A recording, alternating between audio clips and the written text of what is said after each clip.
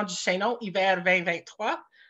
Ensuite, sur la prochaine diapo, on a l'horaire du lancement. Donc, on espère débuter le lancement à 19h. Amélie, pourrais-tu changer de diapo, s'il te plaît?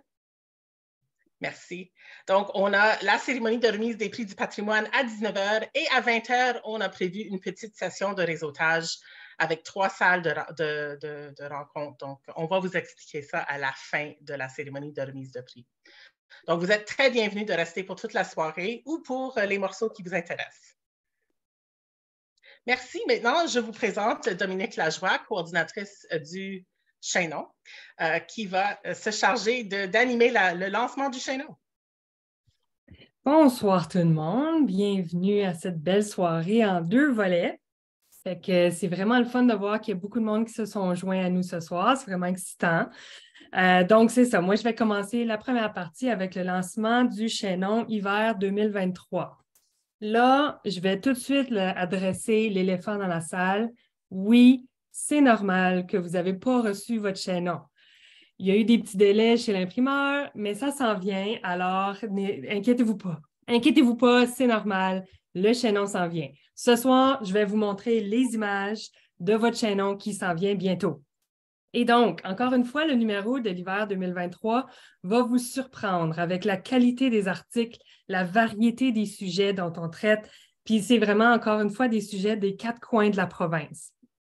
Et moi, je reçois beaucoup de compliments pour le magazine.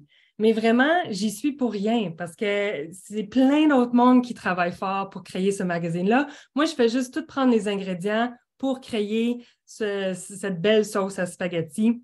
Je suis juste un maillon dans la chaîne de toutes les personnes. Alors, je veux juste prendre quelques instants pour remercier tous les gens qui ont aidé de près ou de loin à l'élaboration du numéro, que ce soit dans la rédaction des articles, dans la révision, dans la recherche de photos, dans la mise en page, dans les conseils, les suggestions. Alors, merci.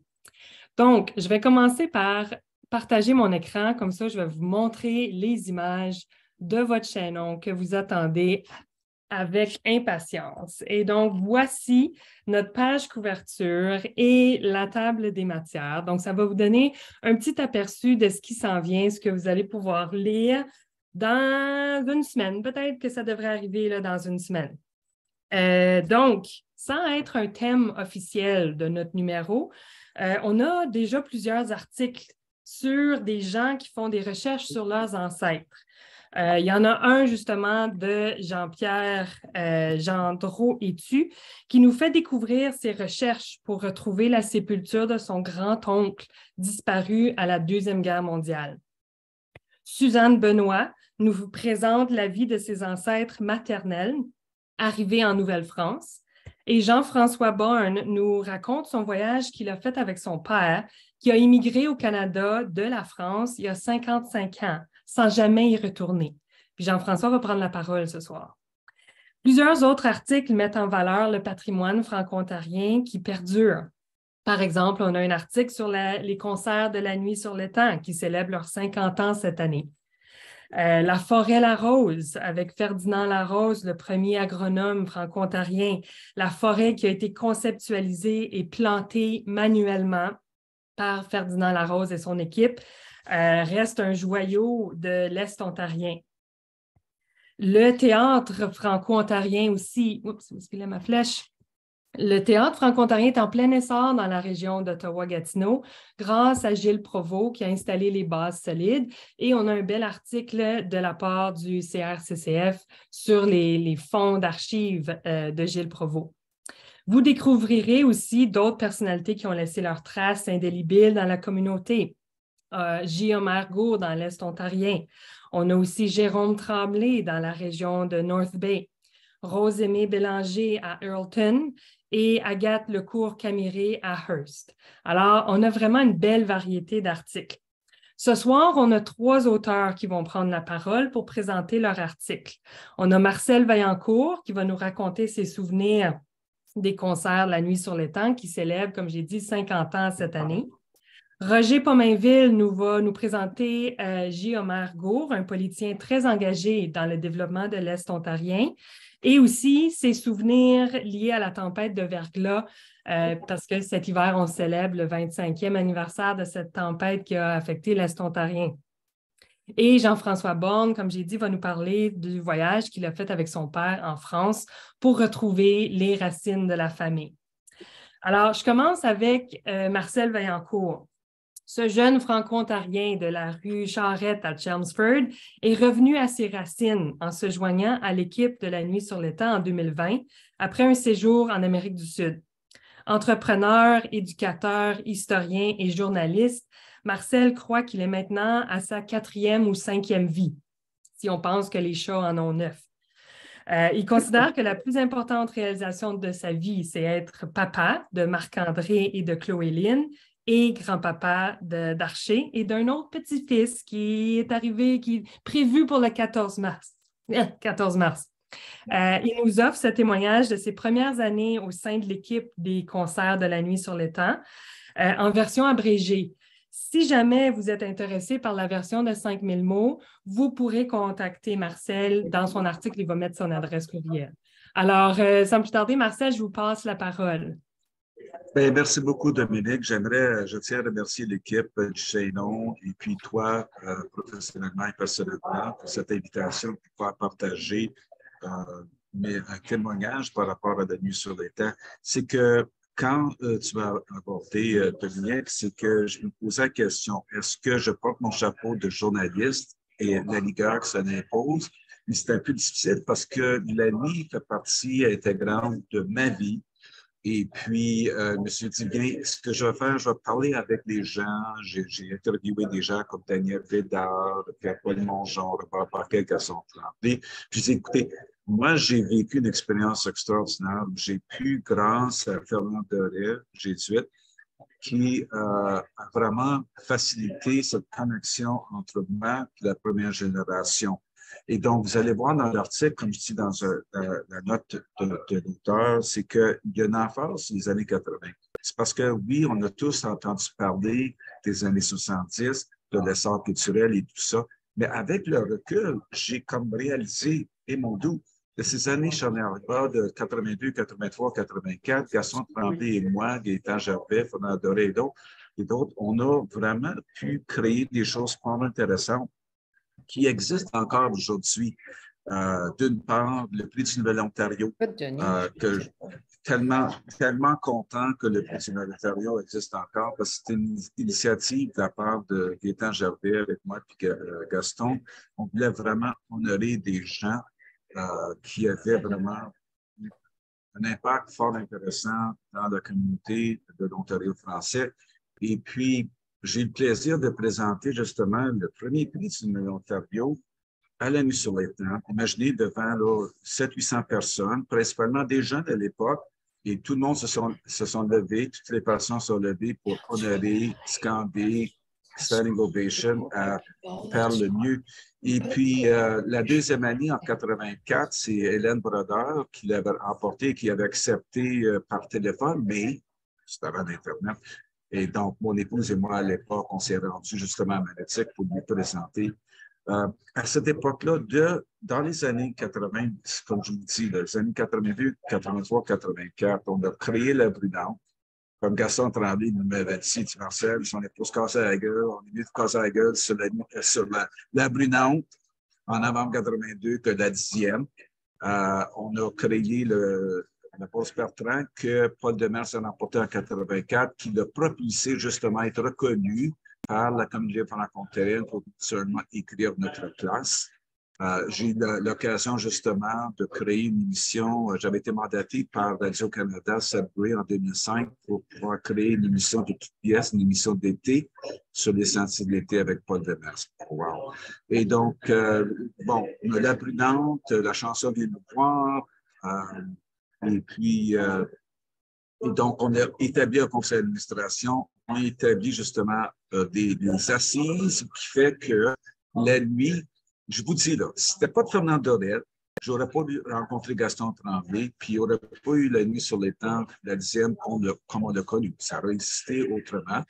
mais je pense que les Jésuites ont joué un rôle important parce que moi, j'ai grandi à Chelmsford. Et puis, la première fois que j'ai vraiment été mordu de la scène, c'était à l'âge de 5 ou 6 ans, dans la classe de Mme Pernier. J'avais le lead, le co-lead d'une pièce qui s'appelait Ton père l'heureux. Et puis, à l'élémentaire, quand tout le monde haïssait, OK, haïssait les discours, moi, j'étais comme, oui, oui. Puis écoutez, les gens qui me connaissent aujourd'hui ne croient pas que j'étais hyper timide puis gêné. En arrivant en 7e année, justement, ça explique pourquoi je me suis impliqué plus tard dans la nuit. En arrivant en 7e année, Mme Dawson, qui était ma titulaire 7e, 8e, m'avait identifié tout de suite. Elle a dit, ah, ce gars-là, ça va au concours de français. Puis comme de fait, oui, puis j'ai remporté le premier prix d'improvisation orale. Un des rares prix dans ma vie. Je ne suis pas un gars de prix. Et puis là, ben, Mme Géo Dufresne, qui s'occupait, vous vous souvenez à l'époque, là, en 7e, 8e, on avait toujours le spectacle de Noël, le spectacle de fin d'année. Ben, moi, j'étais le régisseur, le bras droit de Mme Géo Dufresne, puis elle allait voir Mme Dawson, puis elle dit, écoute, j'ai besoin de Marcel pour 3 jours. Pas de problème. J'étais aussi le maître des cérémonies. Donc, ma dualité a toujours été là, où j'étais un gars derrière-scène, mais aussi un gars pour animer. D'ailleurs, j'ai animé la nuit en 2010. Ce que je raconte dans cette chronique-là, dans ce papier-là, c'est qu'il y a tellement de gens qui ont justement contribué à la résilience de la nuit sur les terres. Dans les années 80, les gens qu'on a formés, que ce soit Richard Mallette, Jacqueline Gauthier, Gino Saint-Jean et d'autres, ont joué des rôles pendant 15 puis 20 ans, au point tel qu'il y en a qui ont remporté des doctorats honorifiques, dont Gino Saint-Jean et puis Richard Mallette. Donc, ça a joué un rôle super important.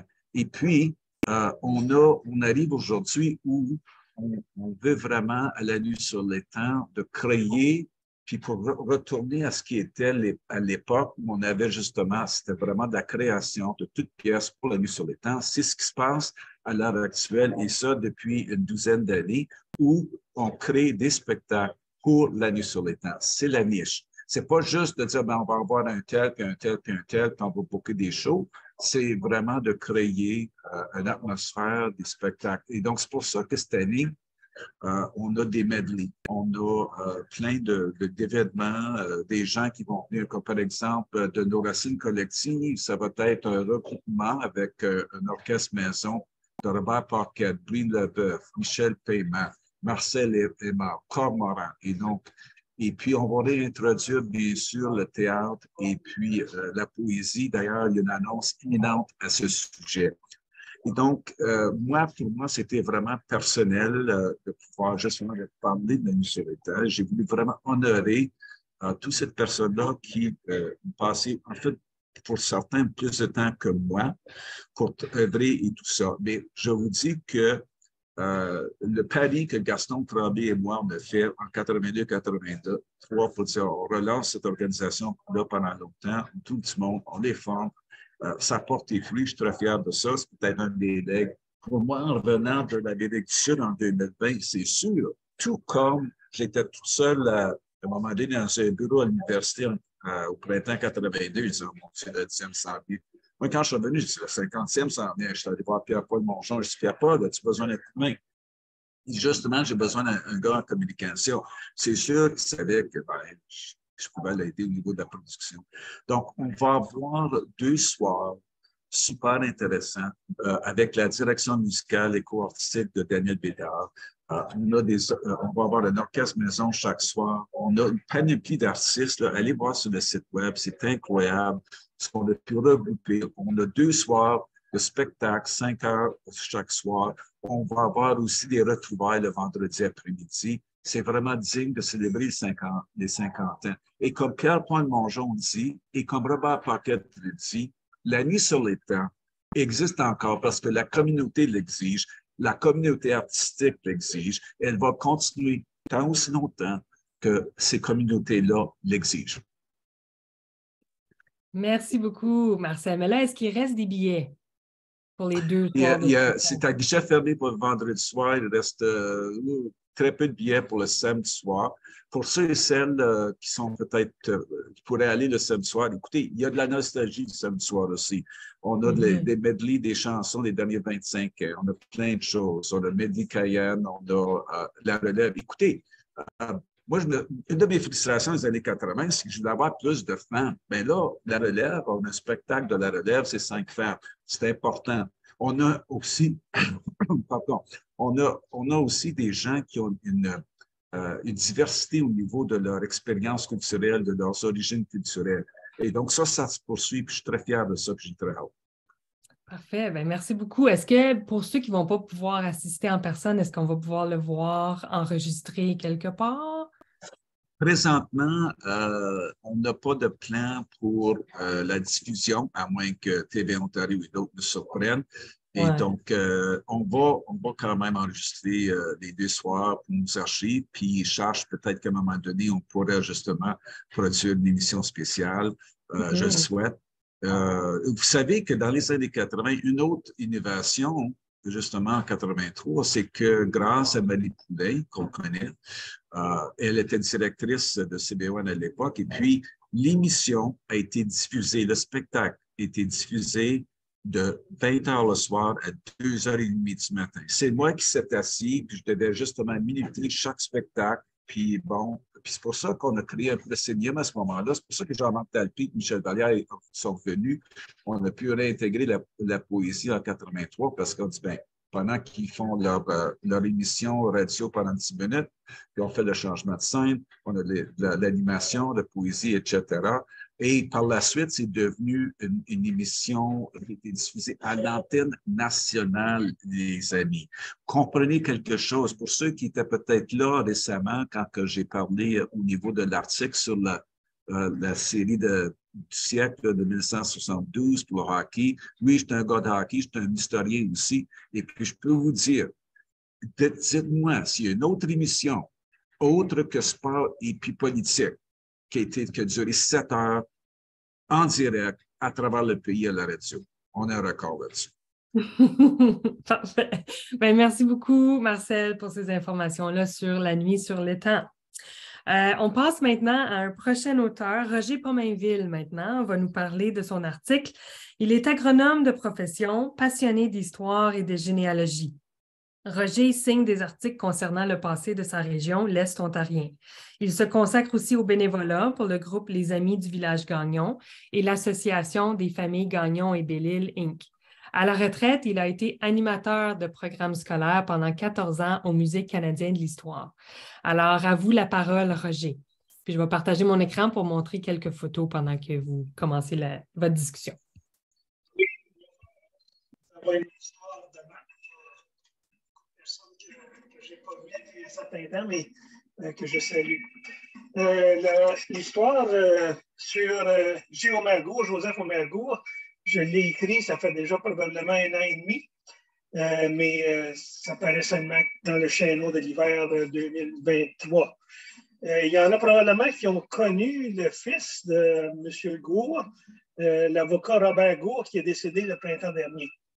Mais Omer Gour lui-même est décédé en 1959. Je vais y revenir. Puis, mon titre, c'est J. Omer Gour, défenseur de la classe moyenne, parce qu'il se considérait dans la classe moyenne lui-même. Il avait seulement des études primaires et secondaires, mais il a été cultivateur lui-même. Il a été maire de Casselman entre 1930 et 1935, des grosses années de crise économique. Il y avait un magasin général à Casselman. Il vendait aussi des machines agricoles.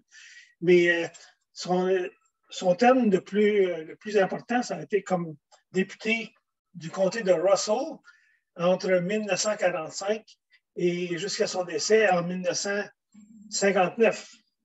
Son décès, c'est le 24 mars 1959. Il est décédé à la Chambre des communes, à son bureau.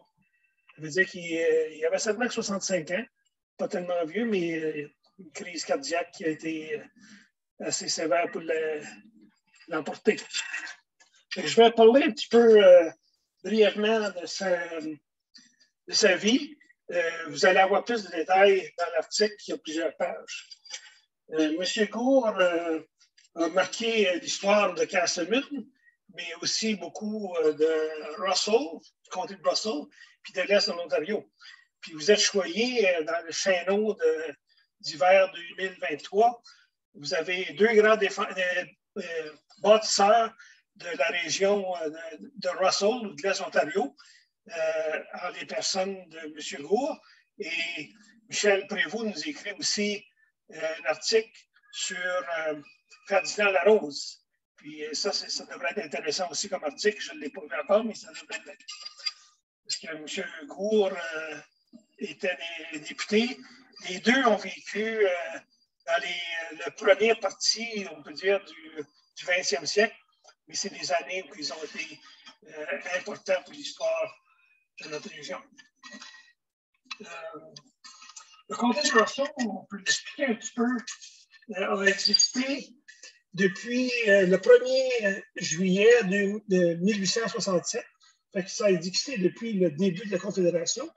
Puis ce comté-là a connu le nom de Russell jusqu'en 1966, lorsqu'il ça a été fusionné avec d'autres municipalités et d'autres comtés pour former Glengarry, Prescott, Russell. Mais je peux vous expliquer un petit peu l'histoire de Russell. Il y avait 6 municipalités au début, 6 municipalités rurales, très rurales. Cambridge, Russell, Cumberland, Clarence, Osgood et Gloucester. Dans le temps que Gloucester était à peu près complètement rural. On connaît Gloucester maintenant comme une partie de la ville d'Ottawa, mais ce n'était pas le cas dans ce temps-là. Il y a eu ensuite, je prends mes feuilles, il y a eu ensuite une fusion de Eastview et Rockcliffe avec Russell. Fait que M. Gould a représenté Eastview pour un certain temps. C'était lui qui était député de la région quand l'hôpital Montfort a été créé. Il était sur le comité protecteur fondateur, qu'on appelait ça, lors de la première pelletée de serre le 9 juillet 1950. Puis l'hôpital Montfort a été ouvert comme tel en octobre 1953. Je vais revenir un petit peu dans son histoire. Lui, il est né à Alfred, mais il a déménagé à Castlemaine. Je n'ai pas trouvé beaucoup d'informations. Quand il a déménagé à Castlemaine, c'est probablement lors de son mariage. Mais il a été cultivateur. Puis il aimait bien toujours défendre la classe rurale pour que ces gens-là puissent avoir de meilleurs revenus, puis créer des nouveaux emplois aussi.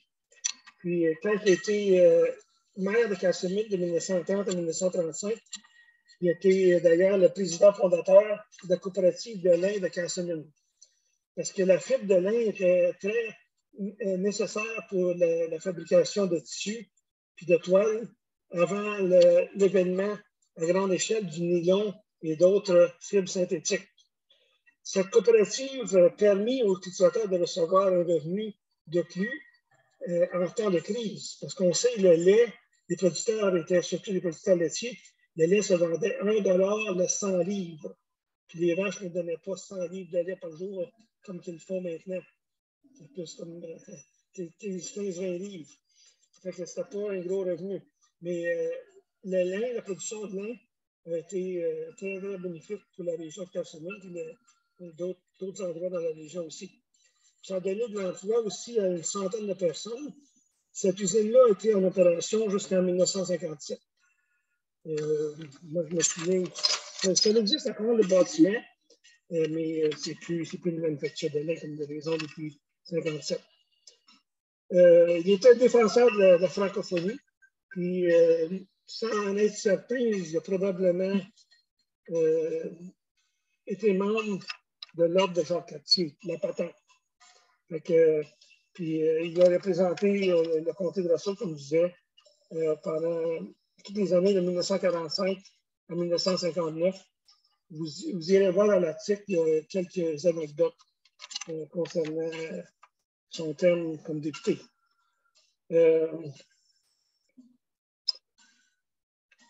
C'est malheureux, moi j'estime que c'est malheureux que Casselman,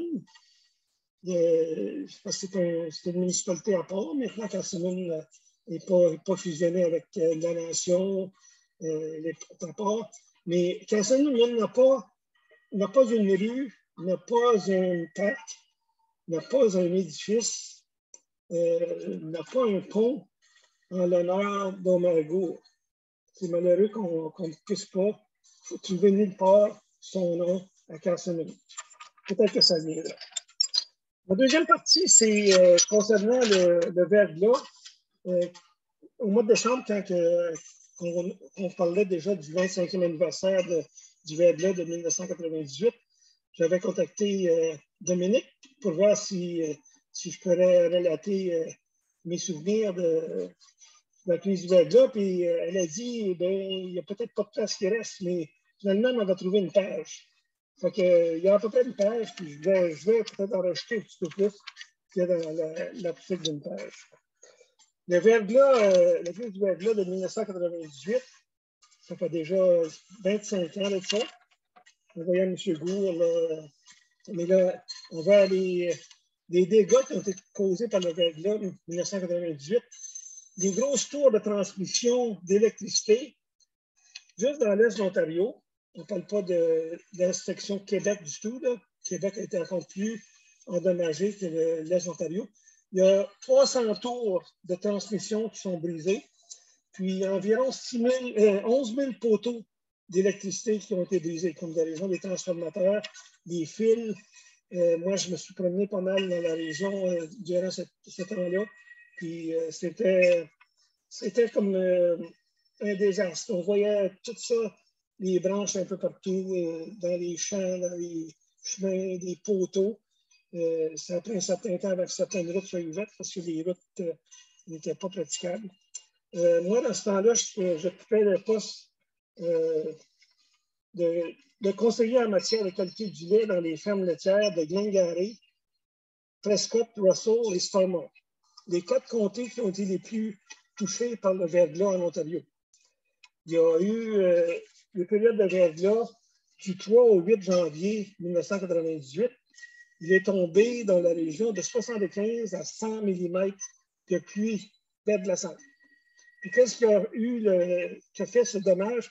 C'est que ce n'était pas la première pluie qui a causé le dommage, mais pendant plusieurs journées de suite, ça s'accumulait. Puis il n'y a jamais eu de temps assez doux pour faire fondre la glace. Même après le 8 janvier, la glace est restée là très longtemps parce que c'est devenu encore plus froid après le 8 janvier. Fait que, ce qui est arrivé, moi je travaillais au ministère de l'Agriculture et des Affaires rurales à Alfred. On était 7 au bureau. Mais qu'est-ce qui est arrivé? Là, les cultivateurs ont commencé à nous appeler. On n'a pas de génératrice. Ça prend de l'électricité pour tout faire sur la ferme. Hein. Que ce soit pour traire les vaches, pour refroidir le lait, avoir de l'eau chaude, écurer les étables, ventiler les étables, les systèmes pour soigner les animaux, même les pompes à l'eau, tout fonctionnait à l'électricité. Puis très peu de cultivateurs dans la région, les producteurs laitiers, je veux dire, avaient des génératrices. Parce que normalement, les pannes d'électricité dans notre région étaient très peu fréquentes, puis de courte durée. Fait que les cultivateurs ne s'étaient pas munis de génératrices. Fait qu'à partir du 2e jour, ben là, nous autres, on rapportait ce qu'on voyait, ce qui arrivait dans la région. Là, les lignes ont commencé à tomber, pas la première journée, mais rapidement.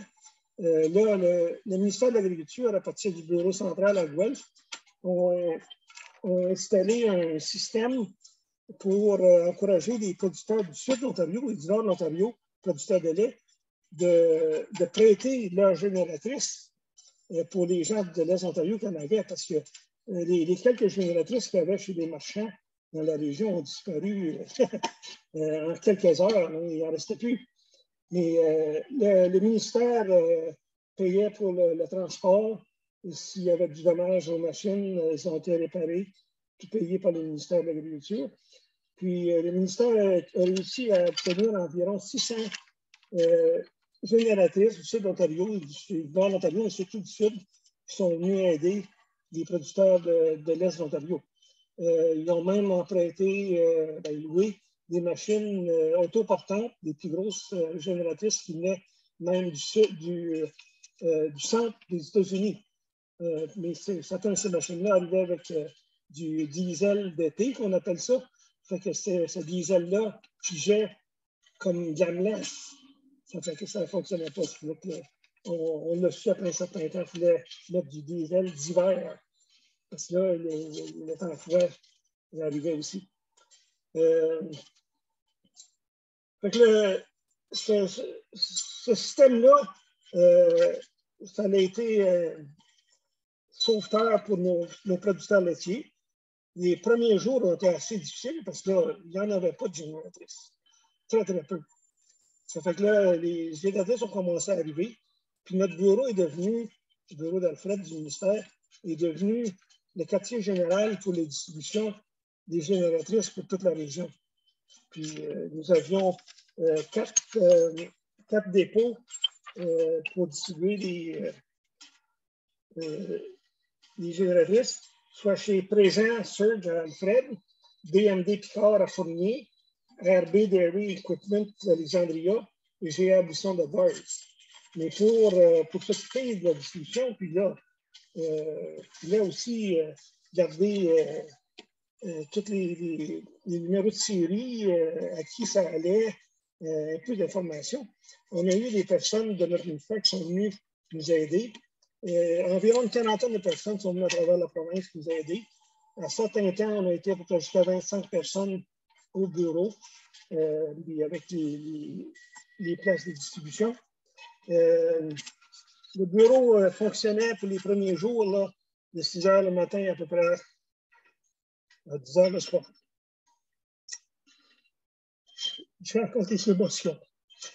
Je me souviens, le premier dimanche du verglas, j'étais justement chez M. Joron, c'était RB Equipment à Alexandria.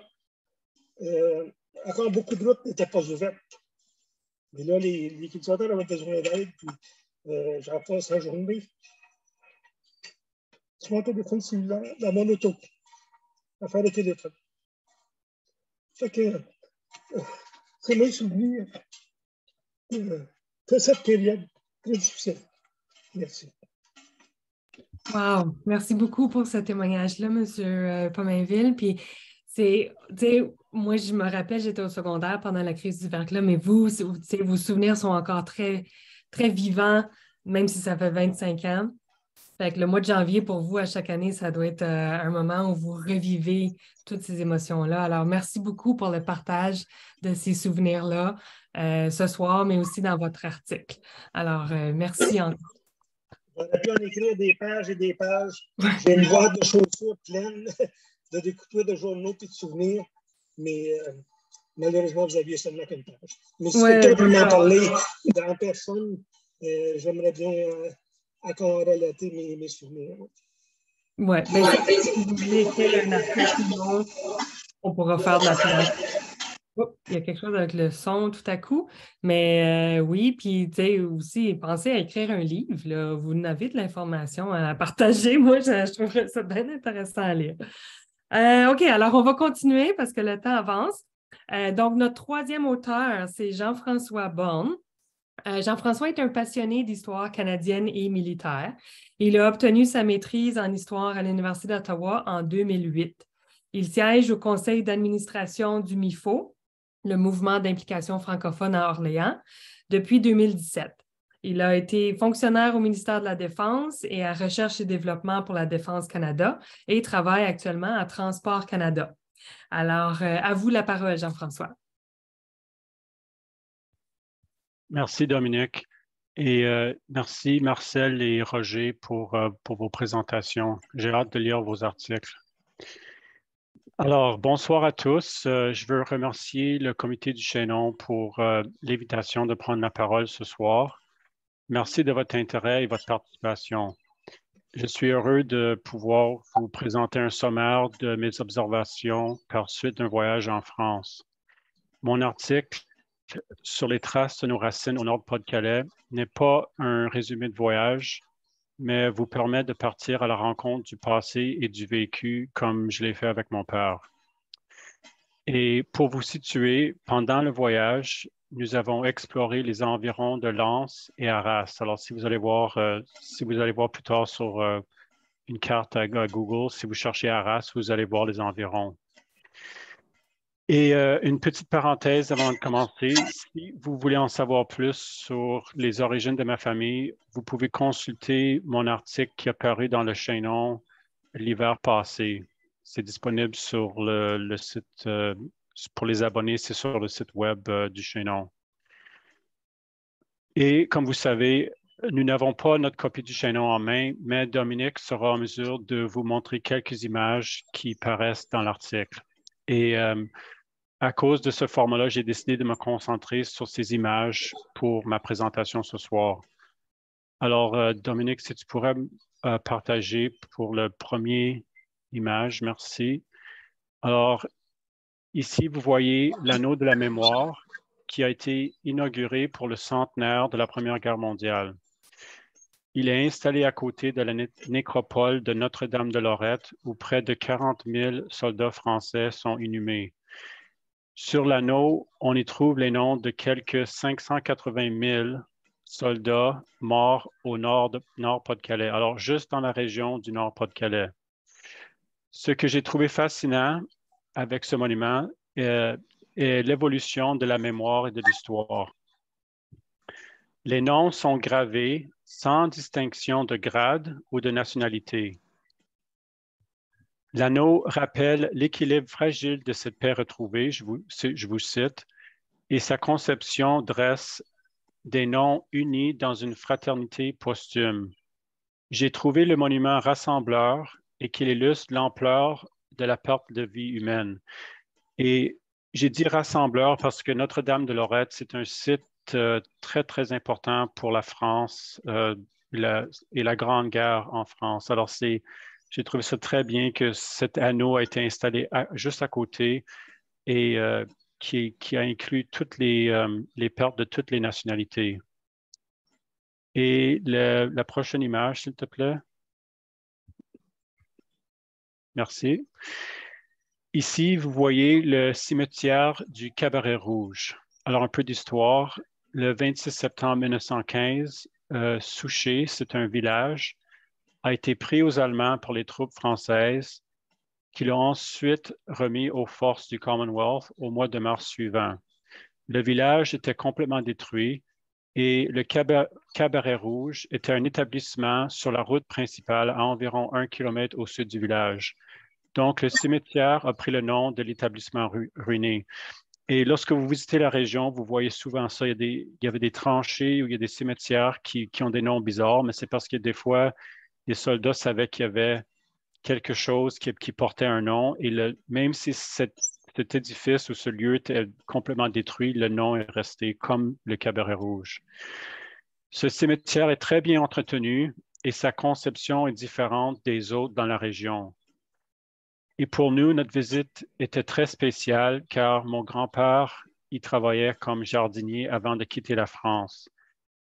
Et quand on était dans le cimetière, on a vraiment eu l'impression d'être sur les traces de nos ancêtres. Et la prochaine photo, s'il te plaît. Merci. Auparavant, les mines de charbon étaient très importantes pour l'économie de la France. Ici, vous voyez la fosse numéro 11-19 à Los-Angoel. 11-19 désigne les numéros des anciens puits de mine. Le 11 pour le chevalement mécanique qui a été construit en 1920. Alors, la structure en métal, ça s'appelle un chevalement. Et à côté, il y a une tour en béton qui a été construite en 1960. Et ce qui est intéressant, c'est avec la tour de 1960, il y a plusieurs mines. C'était comme un gros ascenseur, puis on sortait le charbon de plusieurs mines dans cette tour-là. Et ces deux édifices-là s'appellent un carreau de fosse. Alors, le carreau de l'ancienne fosse 11-19 est aujourd'hui classé au patrimoine mondial de l'UNESCO. Et la fosse a été ouverte en 1893 et fermée en 1986. Alors, vous voyez, il y a quand même eu beaucoup d'activités sur ce site-là, comme des centaines dans la plaine de Douai, dans les environs. Et juste à côté de la fosse 11-19, vous allez voir dans l'article, il y a les terris jumeaux. Alors, un terri, c'est où est-ce que les mines, les sociétés minières jetaient toutes les pierres. Ils rejetaient des pierres quand ils sortaient ils séparaient le charbon avec la pierre. Alors, les terris, il y en a partout. Quand vous êtes dans la région, vous voyez que ça. Et ce qui est intéressant avec les terris jumeaux, c'est que ce sont les plus hauts terris d'Europe. Ils mesurent 186 mètres au sommet. Et on peut y faire une balade et monter jusqu'au sommet. Lorsque mon père habitait en France, tous les terris étaient des zones interdites par les sociétés minières. Et fait intéressant, certains terris dégagent encore de la chaleur et des plantes tropicales de la région Méditerranée peuvent y pousser.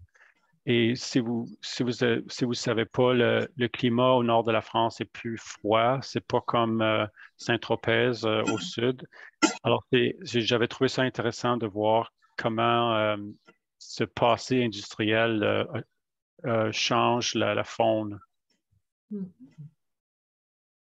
La disparition des mines et des chemins de fer et toutes les industries connexes a été très surprenant pour mon père, puisque le relief a aussi changé en conséquence. Là, finalement, tu peux changer la photo, s'il te plaît. Merci. Lorsque nous avons visité Givenchy en Goële, tout juste à côté de la crête de Vimy, nous avons eu beaucoup de chance car nous avons rencontré Bernadette Canfin par hasard. Mon père habitait dans ce village lorsque sa famille a quitté la France en 1967. Bernadette nous a croisés lorsque nous étions devant l'ancienne maison de la famille de mon père. Grâce à Bernadette, mon père a pu revoir d'anciens amis et je me souviendrai toujours des retrouvailles avec Pierre, son vieil ami. Et vous voyez Pierre dans la photo, Pierre est à gauche et mon père est à droite.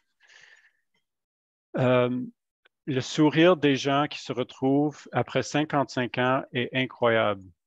Et maintenant, mon père communique régulièrement avec Pierre.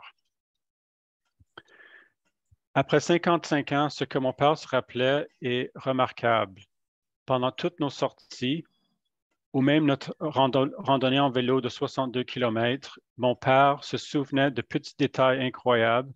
Par exemple, le sentier que mon grand-père empruntait pour aller travailler, parce que c'était un raccourci, ou le café où il arrêtait rentrant à la fin de sa journée. Et le café, aujourd'hui, c'est un domicile, c'est une maison, je crois. Alors, il s'est souvenu du coin et où est-ce qu'il y avait la porte, parce que souvent, les bâtisses sont, une fois que lorsqu'ils changent, ou c'est un commerce, ça devient une maison, il y a des changements qui sont faits.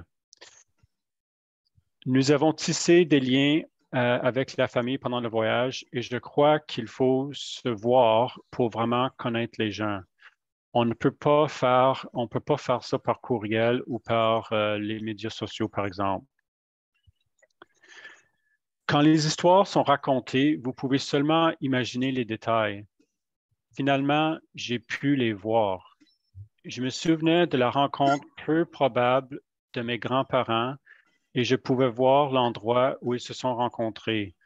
J'imaginais ce lieu en 1944 et l'atmosphère à l'époque.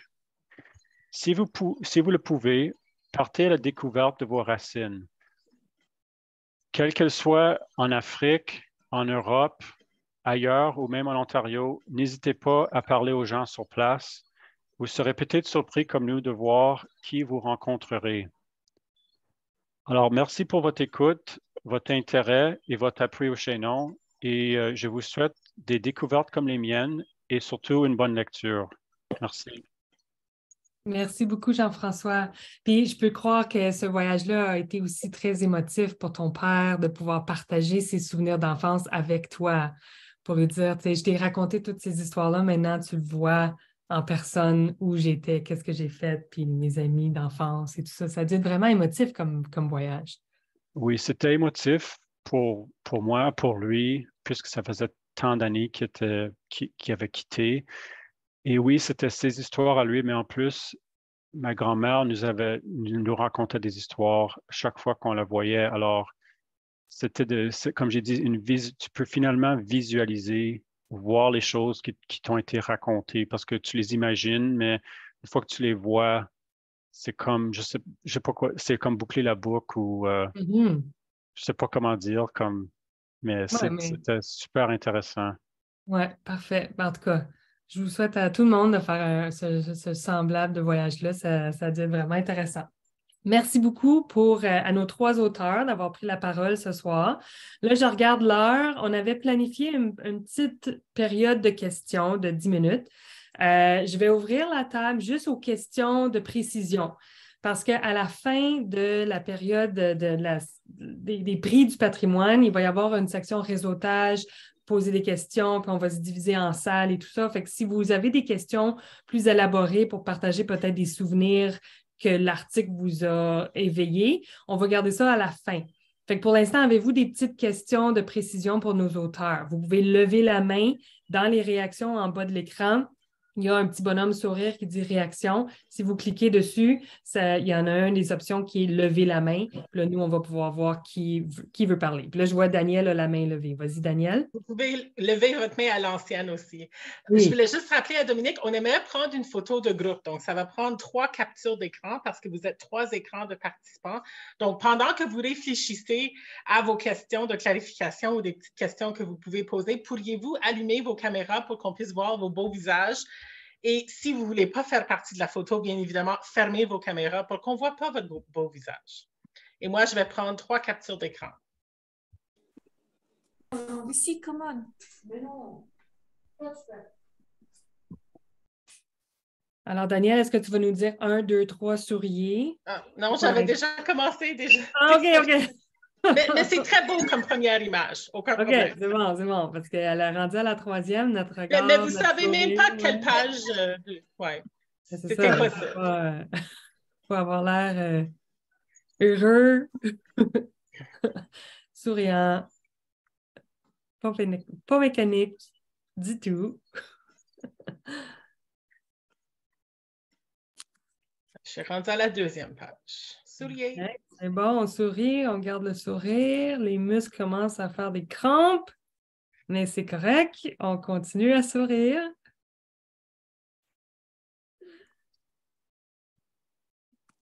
Et maintenant, la 3e page. Bon, un autre effort de sourire. Surtout ceux qui attendent les prix du patrimoine. Vous avez hâte de savoir c'est qui a gagné. On sourit. OK, c'est fait, merci. Parfait, merci Daniel. Donc, est-ce qu'on a des petites questions rapides pour nos auteurs? Levez la main ou vous pouvez l'écrire rapidement dans le chat, dans la discussion. Sinon, on va tout de suite passer à la prochaine partie de la soirée, puis vous pouvez rester à la fin pour les discussions avec nos auteurs. Je vois-tu des questions ici? Non. OK. Bon, alors je passe la parole à ma collègue. Je ne sais pas qui prend la parole pour le prix du patrimoine. C'est moi qui prends la parole, Dominique. Merci. OK, voilà. Vas-y, Daniel. Donc, je voulais simplement remercier tous les membres du comité du chaînon, tous les contributeurs ou contributrices du numéro d'hiver, mais aussi à Dominique, parce que Dominique fait toujours les remerciements, mais il y a rarement quelqu'un qui remercie Dominique. Donc, merci pour tout ton beau travail, Dominique, surtout pendant le mois du patrimoine avec toutes les activités de promotion. Donc, on apprécie beaucoup tes efforts. Merci, Daniel, ça fait plaisir. Sans plus tarder, on va se lancer dans la remise des prix du patrimoine. Donc, moi, j'ai l'honneur de répéter les consignes parce qu'il y a des gens qui viennent de se joindre à nous. Par contre, pas tant que ça. Donc, il reste encore 3 minutes. Ça se peut qu'il y ait d'autres gens qui se joignent à nous pendant qu'on fait l'introduction. Mais je vais continuer quand même parce qu'on veut garder le maximum de temps pour le réseautage à la fin. Donc, je vous rappelle, s'il vous plaît, gardez vos micros en sourdine si vous n'êtes pas en train de prendre la parole. Vous pouvez garder votre caméra allumée ou non, selon votre préférence. Je vous demande simplement si vous avez des besoins techniques, vous avez des problèmes, vous ne pouvez pas fermer, rallumer votre micro, quelque chose ne fonctionne pas. Regardez les membres de l'équipe. On a, à l'exception de Marthe, on a tous le logo du RPFO en arrière-plan. Donc, vous voyez moi à l'arrière-plan, le logo. Il y a aussi Diego Elizondo qui a le même logo en arrière-écran, notre agent de projet. Il y a aussi Amélie Bini qui a le logo en arrière-plan. C'est notre stagiaire, agente de projet, coordinatrice du mois du patrimoine. Et Marthe, dont l'ordinateur n'acceptait pas de mettre le logo en arrière-plan, mais qui est notre adjointe administrative. Tous les trois, on peut vous aider si jamais vous avez des questions ou des besoins techniques. Et là, j'ai à présenter des invités qui vont prendre la parole pendant la cérémonie. Donc, je ne sais pas si tous et toutes sont arrivés. Puis là, vous êtes plusieurs écrans. Donc, je vais présenter les gens. Si vous êtes là, manifestez-vous. Si la personne n'est pas là, ben, on va espérer que la personne se joigne à nous sous peu. Entre autres, je suis à la recherche d'Amadou Ba, notre cher vice-président du conseil d'administration qui a accepté de faire le mot de bienvenue. Il est là. Bonsoir, Daniel. Bonsoir tout le monde. Merci d'être là. Il y a aussi Micheline Marchand, notre ambassadrice du mois du patrimoine qui devrait être présente ce soir. Micheline, est-ce que vous êtes là? Oui, oui, j'y suis. Bonjour Micheline, merci d'être là. Nous avons également notre cofondatrice, Sœur Huguette Parent. Sœur Huguette est là depuis tantôt. Merci, elle va prendre la parole tantôt. Nous avons Désirée Savoie, représentante de l'Université Laurentienne. Est-ce que vous êtes là, Désirée? Bonjour, c'est Charlotte. Désirée, désolée, Désirée, elle ne se sentait pas bien, donc elle n'a pas pu se présenter, mais elle souhaite la meilleure, la bienvenue à tous. Là. OK. Bien, merci d'être là, Charlotte, pour prendre la parole. L'Université Laurentienne est notre partenaire principal pour le prix Sœur Huguette Parent. Est-ce que Barbara Pomainville est arrivée? Oui. Bonsoir, Barbara. Barbara est la récipiendaire avec son défunt conjoint du prix Sœur Huguette Parent 2021. Donc, elle va prendre la parole tantôt. Ensuite, nous avons le recteur de l'Université de Hearst qui va se joindre à nous. L'Université de Hearst est le partenaire principal pour le prix Roger Bernard. Est-ce que M. Bussière est arrivé? Oui, je suis là aussi. Bonjour, bonsoir tout le monde. Bonsoir, merci d'être là. Et nous avons Émilie Denis-Plante, une jeune femme qui a participé au jury du prix Roger Bernard. Est-ce que vous êtes là, Émilie? Oui, bonsoir tout le monde. Bonsoir, Émilie, merci d'être là. Mariette Lafrance, est-ce que vous êtes là? Bonsoir, Mariette, bonsoir Mariette. Mariette représente la chorale Sensation qui était le récipiendaire du prix Roger Bernard 2021. Elle va prendre la parole tantôt. Et voilà, je pense que j'ai fait le tour. Bien sûr, il y a 6 finalistes dans la salle ce soir, 3 pour le prix Huguette Parent et 3 pour le prix Roger Bernard, qui sont probablement un petit peu anxieux pour savoir s'ils sont le ou la lauréate du prix. On va les présenter tantôt. Donc, merci d'être là, les finalistes. Et c'est ça. Donc, je passe maintenant la parole à notre président de conseil d'administration, Amadou Ba, pour faire le mot de bienvenue. Bonsoir à tous, merci beaucoup. C'est un grand plaisir de vous retrouver ici. Nous souhaitons la bienvenue à tous ceux qui nous écoutent en ce moment. Je vais passer à la présentation de notre ambassadrice donc, pour cette année. Éducatrice, historienne, scénariste, auteur jeunesse et titulaire d'une maîtrise en histoire à l'Université Laurentienne. Originaire de La Fontaine, dans la région de la Ironie, bordant la baie Géorgienne. Ancienne élève ou combattante de l'école secondaire La Ironie à Penetanguishene, dite École de la Résistance. Auteur de plusieurs romans jeunesse, écrits notamment de façon pédagogique et historique sur des documentations exhaustives de la crise scolaire des années 1979, notamment dans la ville de Penetanguishene, où elle a vécu, ayant contribué aussi à la sélection du thème du mois du patrimoine 2023, dont la thématique est raconter l'histoire pour s'en souvenir, l'éducation secondaire de langue française en Ontario. Parmi donc d'autres qualités, mesdames, messieurs, je vous présente Micheline Marchand, qui est notre ambassadeur de cette année 2023. La REPO aussi remercie ses partenaires, notamment le Conseil scolaire Viamonde et le regroupement des agents et agentes de la communication catholique de l'Ontario. Donc, merci pour la présentation et félicitations à tous les finalistes du Prix du patrimoine cette année. Il y a tellement de beaux candidats, c'est beau à voir. Le patrimoine, ça fait partie de qui nous sommes, et comme individus et comme collectivité. Et c'est très, très important de conserver, de le mettre en valeur, mais aussi de le transmettre. Le patrimoine, ça se raconte et ça se vit. Et comme vous tous ici ce soir, je tiens beaucoup au patrimoine franco-ontarien. C'est un amour qui m'a été légué par mes parents. Comme beaucoup de gens, ça vient de nos familles en premier. Mais je suis aussi chanceuse parce que je viens d'une région où les gens tiennent à leur héritage. Donc, je viens de la Huronie, qui est une région qui est un petit peu plus loin des grands centres francophones. Donc, on n'est pas très nombreux. Ce qui fait en sorte que si on veut que notre patrimoine soit connu, si on veut qu'il rayonne, ça repose un peu sur nous. Et quand les gens de d'autres régions s'intéressent à nous, bien, ça fait évidemment plaisir parce que souvent, on se sent un petit peu à l'écart. Donc, le thème du patrimoine, du mois du patrimoine cette année, me touche particulièrement. Raconter l'histoire pour s'en souvenir, l'éducation secondaire de langue française en Ontario.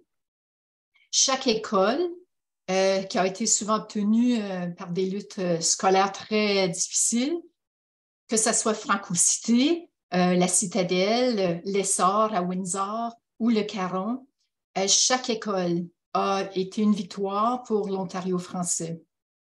Et cette année, Diego Elizondo a préparé de vraiment beaux dossiers qui nous rappellent l'histoire de 10 écoles secondaires. Évidemment, ce n'est pas exhaustif, il y en a beaucoup d'autres, mais 10 écoles, c'est déjà beaucoup.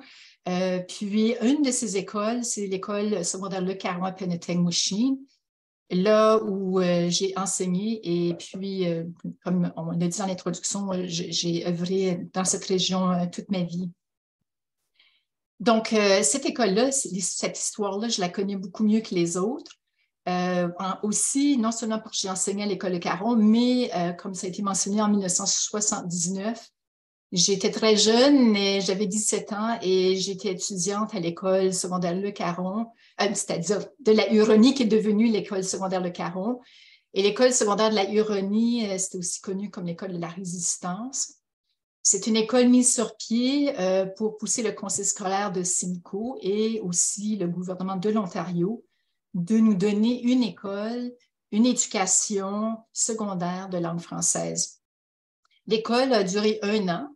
Donc, on a assisté à cette école illégale pendant 1 an, mais je vous rappelle quand même que c'est une crise assez ardue à Penetanguishene et elle a duré au total 10 ans. Donc, même si on parle beaucoup de l'école secondaire de la Huronie, c'est beaucoup plus complexe que ça.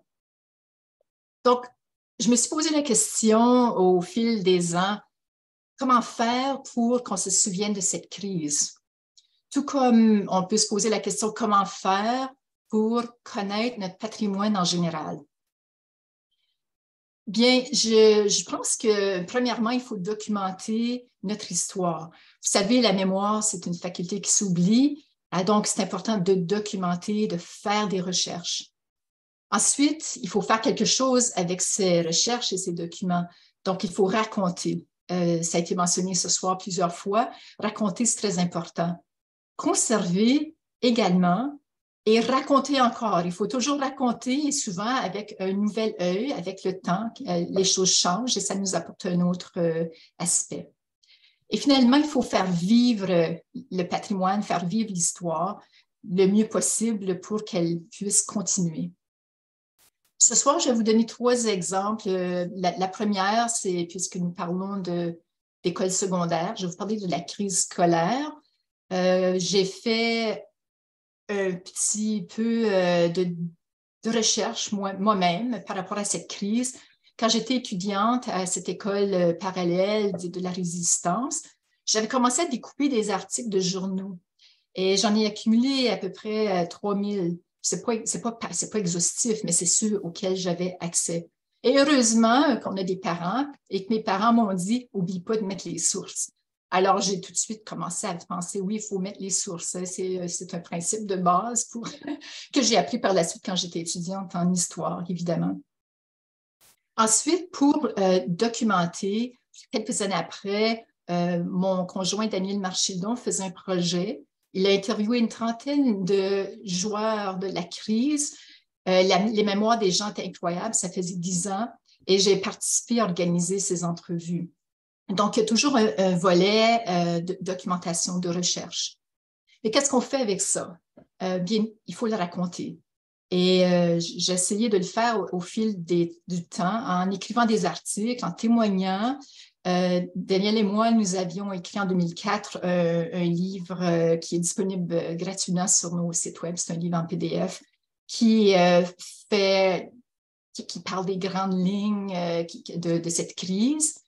Et quelques années passées, en 2019, lors des commémorations du 40e anniversaire de l'ouverture de l'école secondaire de la Huronie, la Clé de la Baie, qui est un organisme communautaire et culturel à Penetanguishene, nous avait demandé de monter une exposition permanente. Ce que nous avons fait, et cette exposition s'intitule « L'école de la résistance, 10 sous, 10 ans et une victoire pour l'Ontario français ». Donc, j'ai tenté de raconter l'histoire du mieux que je pouvais quand j'avais l'occasion, sous différentes formes. Mais en même temps, ce n'est pas suffisant pour le long terme parce qu'un jour, on est toutes mortelles, on part de ce monde et c'est important aussi de conserver. Et ce n'est pas évident, surtout en région, de trouver des endroits où on peut conserver et où on a aussi confiance que les choses ne vont pas juste être mises dans une boîte et oubliées.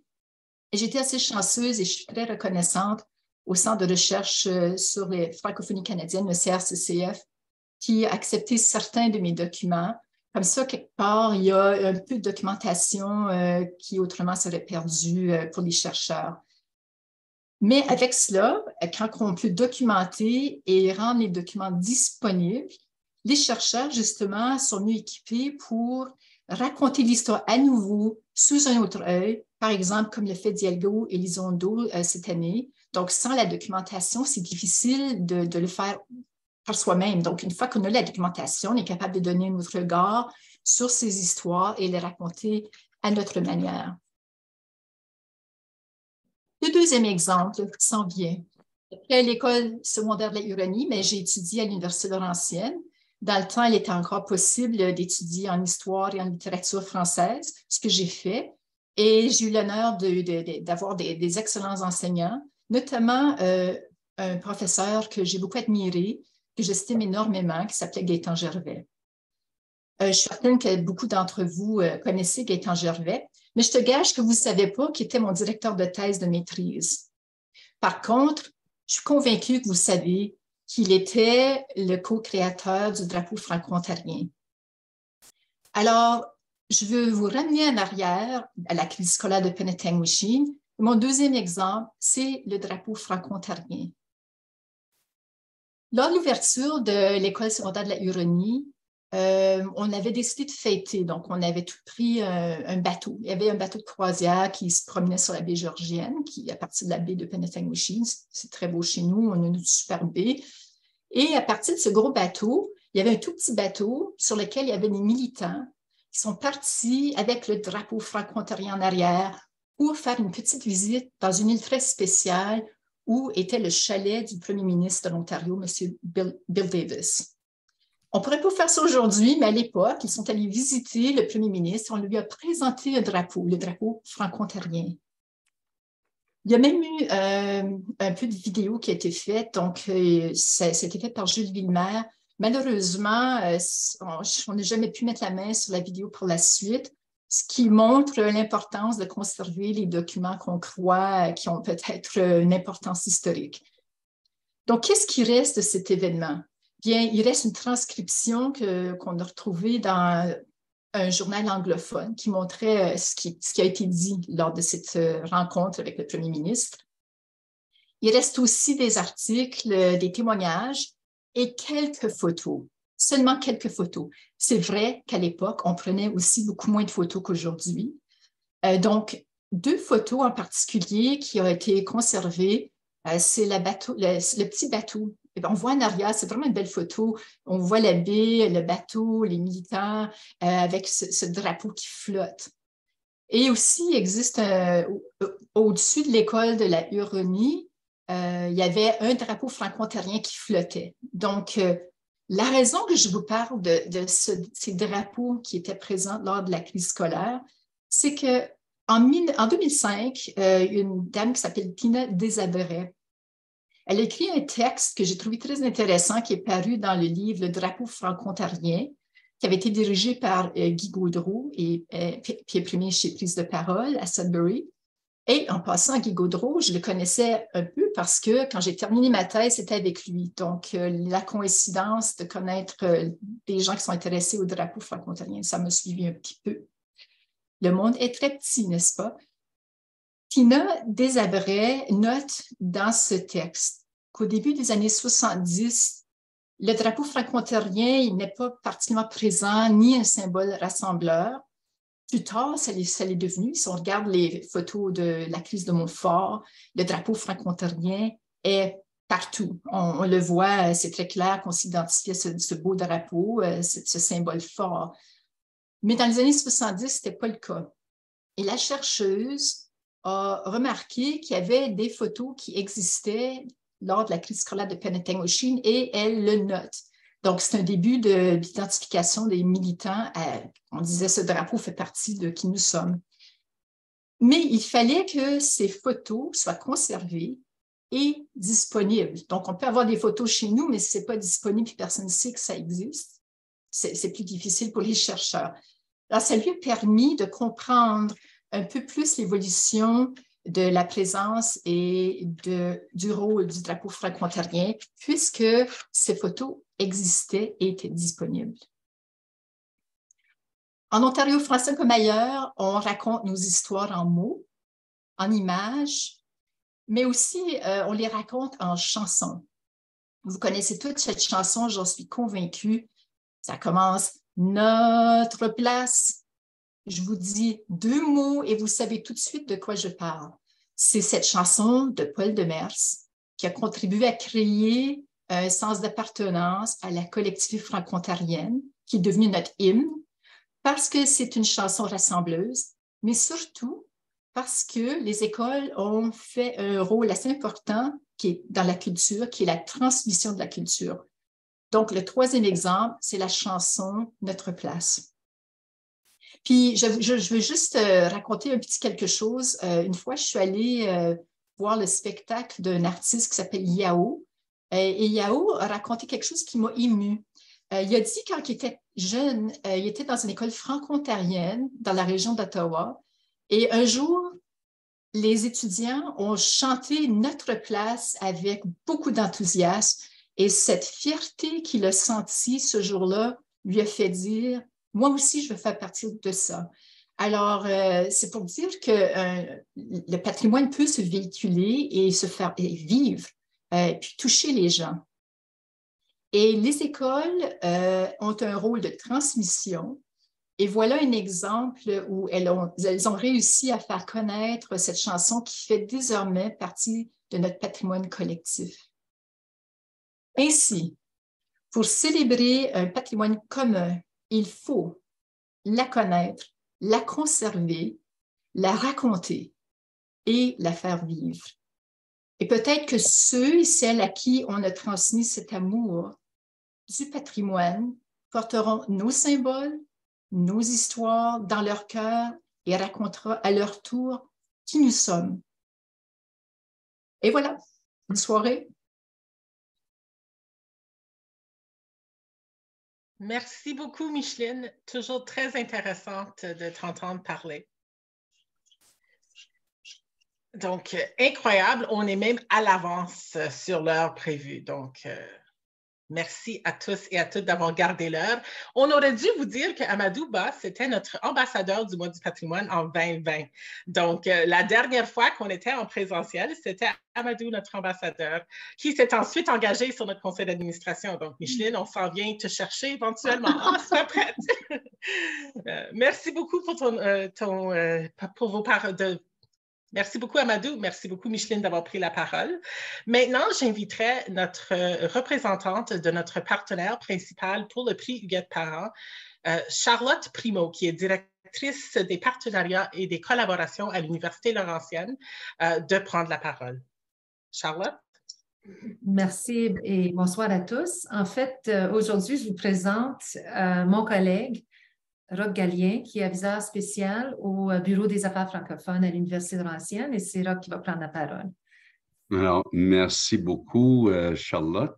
Tu aurais pu dire le mot à titre de direction, mais c'est tout un privilège pour moi d'être là. Désolé que j'ai manqué les premières histoires.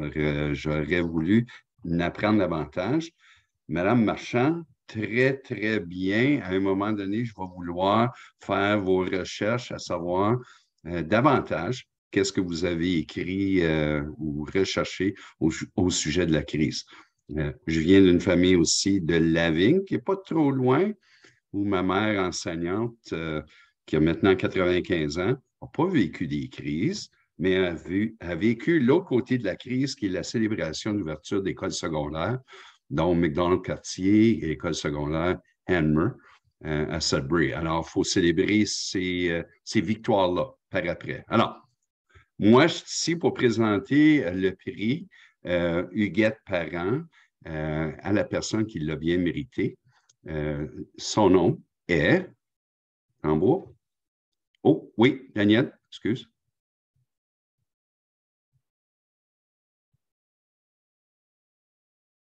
Un petit moment de silence. Oui, désolée, je ne pouvais pas me retrouver pour me mettre pour mettre mon micro. C'est pas prévu que vous annonciez tout de suite le gagnant ou la gagnante. Merci. Donc, désolée si les instructions n'étaient pas claires. Mais avant que vous présentez, on avait prévu en fait que Sœur Huguette, dont le prix est nommé en son nom, allait annoncer le nom de la personne qui reçoit le prix cette année. Donc, vous pouvez vous débattre si vous voulez, mais moi, je pense que vous ne gagnerez jamais contre une sœur. Mais si ça ne vous fait rien, on avait prévu un petit extrait de vidéo pour présenter aux participants et aux participantes un peu c'est quoi le prix Huguette Parent, pourquoi on le remet. Merci. Ensuite, on allait présenter les 3 finalistes, donc apprendre un petit peu plus sur les 3 finalistes. Et ensuite, on allait présenter le prix. Donc, merci de m'avoir corrigé, mais ça m'aurait fait plaisir d'annoncer le gagnant. Bien, vous pouvez l'annoncer avec Sœur Huguette tantôt. Je me retiens. C'est bien. OK, à tantôt. S'il te plaît, retenez-vous. Mais vous êtes bien libre de terminer votre prise de parole si vous voulez ajouter quelque chose d'autre. Je vais le dire après. Merci. Merci.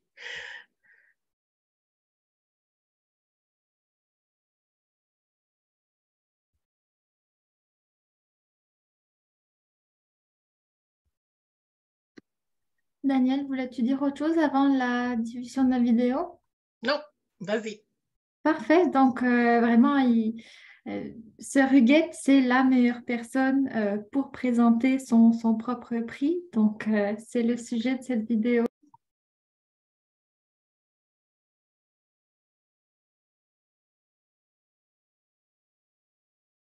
Je crois que tu n'as pas partagé ton son, Amélie. S'il te plaît, arrête la vidéo et recommence en partageant ton son.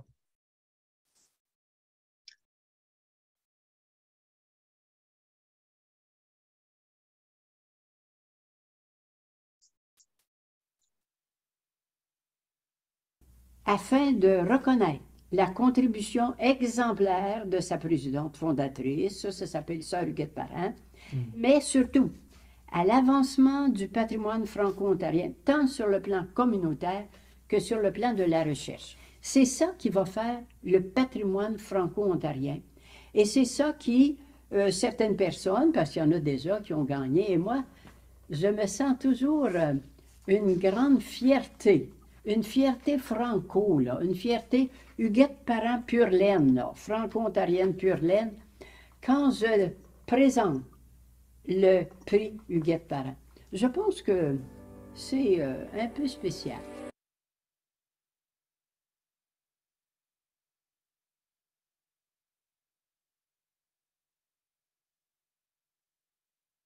Sans plus tarder, donc, c'est moi qui ferai la présentation des finalistes. Et nous commençons donc par M. François Bazinet. Donc, un fait intéressant sur M. Bazinet, c'est que bien qu'il réside actuellement à Finch, en Ontario, il adore conter l'histoire de Mayerville. C'est son village natal, aujourd'hui disparu, à l'est du village Saint-Albert. Et cette habitude qu'il préserve, elle témoigne vraiment de sa prodigieuse volonté d'immortaliser le patrimoine franco-ontarien. Et cette volonté-là, il a pu la concrétiser d'abord en tant que spécialiste des projets de monuments de la francophonie dans l'Est canadien. Donc, c'est tout un titre, mais les monuments à Cornwall, à Embrun, à Hawkesbury et à Saint-Albert lui doivent donc en partie leur existence. Donc, c'est déjà tout un héritage matériel qu'il lègue à la francophonie ontarienne, mais aussi cette passion qu'il a pour le patrimoine, il l'a transmise à ses jeunes élèves, d'abord comme enseignant et comme conseiller pédagogique, mais ensuite comme membre et président du Conseil de district catholique de l'Est de l'Ontario. Et loin de se confiner au milieu éducatif, en fait, il s'implique très activement dans divers organismes francophones à travers la province, dont l'Assemblée de la francophonie de l'Ontario, donc l'AFO, le Club Richelieu de Cornwall, et bien d'autres, je ne saurais tous les nommer, mais il a déjà été amplement décoré pour cet engagement-là. Comme vous le voyez dans le coin, cette plaque-là, c'est celle qui lui est décernée sur le monument de Cornwall. Donc, merci pour votre contribution, M. Bazinet. Et je passe ensuite à notre deuxième finaliste, c'est Madame Annette Ouimet-Assad. Alors, pour certains événements communautaires dans l'Est ontarien où elle est née, Madame Assad, elle fait sensation parce qu'elle devient son aïeule Anne-Marie Vanzec, qui était fille du roi. Donc, ça veut dire qu'elle était parmi les 800 jeunes femmes françaises qui ont débarqué au pays entre 1663 et 1673 avec très peu de ressources pour y fonder une famille, un peuple, donc une nation canadienne française. Et ce faisant, par ce travail de personnification-là, Annette, elle vise à étendre la présence de la Société d'histoire des filles du roi, qu'elle administre, vers l'Ontario. Donc, c'est donc coiffée de son bonnet, comme vous le voyez dans la photo, qu'elle a participé au projet au bout de la ligne de Lac-Faux Stormfront de Glengarry. Elle a animé des ateliers traditionnels. Donc, si jamais vous voulez apprendre à confectionner une poupée en épi de maïs, c'est à elle qu'il faudrait parler. Et surtout, elle a coordonné l'événement Les Filles du Roi sur la route Champlain à la ferme Ouimet Adventure à Van Cleek Hill. Donc, il y a ouvert en 2022 un très vaste labyrinthe de maïs qui, vu de haut, illustre l'arrivée de ses ancêtres au Canada. Donc, elle espère ainsi réhabiliter l'opinion publique sur ces jeunes pionnières, vraiment dont tant d'Ontariens et d'Ontariennes ont hérité leur résilience, mais aussi leur savoir-vivre. Et puis ensuite, nous avons Philippe Rivière, ou en fait, Phil, comme il est connu de ses abonnés, ils sont 10 000 à l'appeler Phil. Et il est vraiment le premier créateur franco-ontarien indépendant à rallier une telle audience sur YouTube, et ce, à seulement 21 ans. Donc, il bat des records, là. Et son contenu, plutôt éducatif, interpelle une jeune génération de francophones en pleine quête identitaire parce que Phil l'a lui-même vécu. Il a quitté le Québec pour arpenter le pays avant de s'établir à Ottawa. Donc, c'est un peu un franco-ontarien par adoption. Et c'est ce qui l'a mené justement à tourner présentement sa première docu-série « Donner sa langue au chat ». C'est son titre. Et elle explore la réalité des Franco-Canadiennes en situation minoritaire. Donc, cette production assez ambitieuse est soutenue par l'équipe Jeunesse Le Réveil, à laquelle il prête ses talents en réalisation et en graphisme. Et donc, avant que Surrogate ne dévoile la lauréate ou le lauréat, j'aimerais maintenant inviter Madame Barbara Pomainville à prendre la parole. Et si son nom vous dit quelque chose, c'est que vous êtes soit de la famille du village gagnant ou bien vous avez assisté à la cérémonie en 2022 de remise des prix, d'accord? Parce que c'est elle qui l'a remporté, le prix Huguette Parent, la dernière fois et elle a tenu à féliciter sa relève. Donc, Madame Pomainville, voudriez-vous dire quelques mots?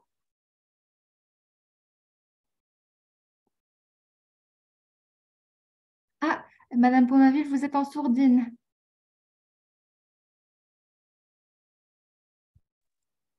C'est mieux? Oui. Je veux souhaiter une bonne chance aux trois nominés. Ça fait bien plaisir. Je suis ici avec vous autres. Et cette année, on va continuer en arrière puis on va bâtir une école pour notre petit village. Merci. Merci, Madame Pomainville, pour ces mots. Et donc, Surrogate, est-ce que nous vous feriez l'honneur d'annoncer la lauréate ou le lauréat de votre prix? Oui, mais je vais commencer par dire beau bonsoir à toute la francophonie ontarienne, canadienne et mondiale. Merci à tous les membres de l'équipe du Réseau du patrimoine. C'est une équipe qui valorise toutes les personnes qui s'engagent, non seulement à la préservation, mais aussi à la valorisation du patrimoine. J'ai aimé beaucoup le thème que vous aviez choisi cette année, raconter l'histoire pour s'en souvenir. Mes hommages à l'ambassadrice du mois du patrimoine en Ontario. Madame Marchand, j'ai tellement de choses qui sont en commun avec vous, c'est pas possible. Monsieur Gaétan Gervais a été aussi le directeur de ma thèse à l'Université de Sudbury. Moi, c'était en histoire. Mais j'ai aussi un gros merci à donner à l'Université Laurentienne, à madame, monsieur qui figure au nom de l'université, pour offrir la bourse pour le prix Huguette Parent à une personne qui fait la différence dans le développement de la société. Je pense que c'était M. Roch qui a remplacé Mme Désirée. Et bravo aux trois finalistes pour leur engagement à faire rayonner le patrimoine franco en Ontario. Permettez-moi juste un petit mot encore. Nous vivons un moment historique pour la préservation et le respect de la langue française avec le projet de loi fédéral C-13. Ce projet de loi déposé ensemble dans la Chambre en 2022. Il semble bien que le français perd souvent du terrain en Ontario, malgré l'engagement du gouvernement fédéral à promouvoir la pleine reconnaissance et l'usage du français et de l'anglais sans privilège dans la société canadienne. Je veux aussi oser prendre une minute pour remercier M. Fabien Hébert. Il est le nouveau président de l'Assemblée de la francophonie parce qu'il a écrit et il mentionne, il souligne le mois du patrimoine. Permettez que je cite un mot. En ce début du mois de février, nous célébrons, dit M. Fabien, le mois du patrimoine en Ontario français. L'Assemblée de la francophonie souhaite souligner la nécessité de préserver notre héritage qui constitue notre identité collective.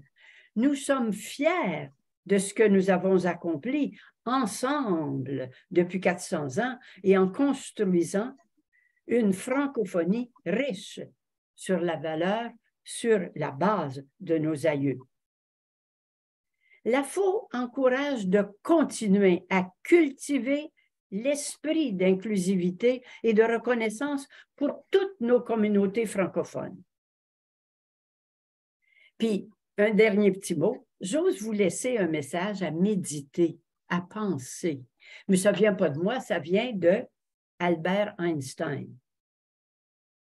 Il nous dit « Apprendre d'hier pour vivre aujourd'hui et espérer pour demain. » Pour moi, c'est ça, cultiver la vie du patrimoine franco-ontarien.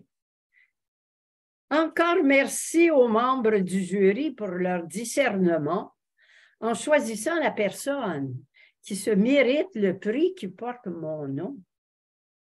Comme je voudrais donner le prix Huguette Parent à chacune des personnes finalistes, François Bazinet, Annette Ouimet-Assad, Philippe Rivière, mais il faut n'en choisir rien qu'une. Je pourrais me lever. J'ai l'honneur de présenter le prix Huguette Parent à une personne ayant contribué de façon remarquable à la préservation et à la mise en valeur d'un ou plusieurs éléments du patrimoine de l'Ontario français. J'ajoute que la jeunesse a besoin d'éléments différents, technologiques, pour la sauvegarde du patrimoine d'aujourd'hui pour demain. C'est avec grande fierté que je présente le prix Huguette Parent à Philippe Rivière. Bravo, continue! Ouf, j'entends, mon Dieu. Merci beaucoup, Sœur Huguette, puis toute l'équipe avec qui j'ai eu un grand honneur à travailler l'année passée. C'était vraiment super. On a travaillé sur des très beaux projets. Puis j'ai un petit speech à vous faire, si vous me le permettez. Des mots qui viennent du cœur. Donc, OK, donnez-moi une seconde. Il faut juste que je me... OK. Bon. Alors, si je me retrouve ici ce soir, ben, c'est la preuve que la nouvelle génération de Franco, donc moi puis toutes les autres jeunes de notre francophonie, ben, contrairement à ce qu'eux-mêmes ils pensent, on peut bel et bien faire une différence dans notre communauté. Fait que moi, avec tous mes projets, un de mes grands objectifs, c'est d'ouvrir la porte aux autres, à d'autres jeunes. J'espère que ce soir, en étant lauréat au prix Huguette Parent, ben, j'ouvrirai la porte à d'autres jeunes Franco. J'espère pouvoir les motiver à s'impliquer d'une petite ou d'une grande manière dans notre francophonie. Notre patrimoine et notre culture, il ne faut pas en avoir honte. Ça fait partie de nous autres. Il faut l'assumer pleinement et il faut en être fier. Parce que sinon, ben, il est où notre avenir? J'aimerais lancer un gros merci du cœur au Réseau du patrimoine franco-ontarien avec qui j'ai eu l'honneur de réaliser plusieurs projets, plusieurs beaux projets. À mon équipe brillante chez Le Réveil, à toute la communauté qui est présente ce soir, puis sans oublier à Sœur Huguette elle-même pour tout ce qu'elle nous donne. Donc, merci beaucoup tout le monde. Félicitations, Phil. Puis, si tu ne le savais pas, le prix Huguette Parent est accompagné d'une bourse de 500 $ de la part de l'Université Laurentienne. Donc, ça va être une contribution à tes prochains projets. C'est super. Ben, merci énormément. Je ne peux même pas vous donner assez de gratitude pour ça. Là. Merci beaucoup. C'est bien mérité. Alors, c'est-tu ici où je reprends la parole? Si tu veux bien, vas-y. Oui, bon, mais appelle-moi Phil. Alors, Phil, on est très heureux, à partir du Bureau des affaires francophones de l'Université Laurentienne, de t'offrir cette bourse-là. Continue les beaux projets. Je suis allé voir tes vidéoclips, tes entrevues, pas tous, mais je suis allé les voir et c'est vraiment bien. C'est accrocheur, les jeunes vont aimer ça. On veut continuer, on veut t'appuyer, puis félicitations. Alors, encore une fois, au nom du Bureau des affaires francophones, ma collègue, je ne la vois pas là, mais je le sais qu'elle est là, Charlotte Primo, qui est la directrice. Félicitations. Bravo. Félicitations. Merci. Merci beaucoup. La bourse, ça va être super. Moi, notre contenu, c'est vraiment financé par le Réveil, puis on est une équipe de jeunes, on travaille fort, mais vraiment, l'aide financière, ça nous aide énormément pour accomplir nos rêves, puis faire le contenu qu'on a besoin pour les jeunes. Donc, un gros merci à vous. Et merci encore à l'Université Laurentienne qui nous permet d'offrir encore cette année ce prix avec cette belle bourse-là. Puis Phil, comme d'habitude, je te le dis souvent, j'ai hâte de voir ce que tu vas faire à l'avenir. À seulement 21 ans, tu as déjà tellement accompli. Donc, on va être tous et toutes qui sont ici ce soir, on va suivre ta carrière parce que tu vas faire des grandes choses. Puis on est content d'avoir été probablement juste un des premiers prix que tu vas recevoir parmi tant de prix dans ta carrière. Ça me fait tellement plaisir. Ça me fait tellement plaisir. Un gros merci encore. Je n'ai même pas les mots. C'est comme j'en ai des frissons. Et sans avoir vérifié, je peux vous dire que Phil est le plus jeune récipiendaire du prix Huguette Parent. Donc, si vous trouvez des informations qui disent que j'ai tort, dites-le moi. Mais à ma connaissance, c'est le plus jeune récipiendaire du prix. Donc, tu as fait de l'histoire franco-ontarienne ce soir, Phil. Eh bien, c'est un honneur, c'est un honneur. Puis, encore une fois, on ouvre des portes une à une, tu sais. Donc, sans plus tarder, on va passer à la présentation du prix Roger Bernard, mais Phil va rester avec nous pour la session de réseautage plus tard. Donc, si vous voulez lui parler un peu plus de ses projets et lui féliciter de vive voix, je vous invite à rester jusqu'à 20h30. Donc, entre 20h et 20h30, vous auriez la possibilité de vous joindre à la salle de rencontre pour discuter avec Phil et avec les deux autres finalistes du prix Huguette Parent. Donc, sans plus tarder, nous allons vous montrer un extrait de la vidéo que, en fait, Phil a participé à créer cet été pour mettre en l'honneur le prix Roger Bernard. Donc, vous allez entendre parler Michel Prévost et Ron Casa sur l'importance du prix Roger Bernard.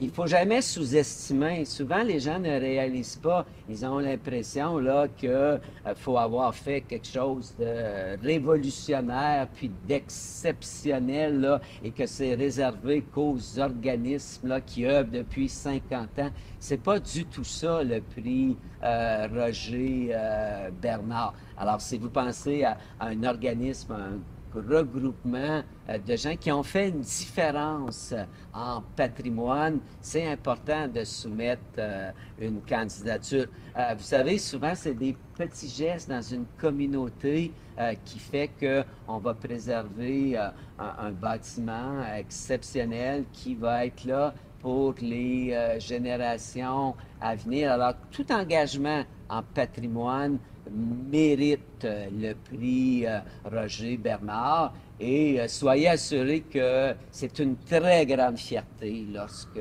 on reçoit le prix Roger.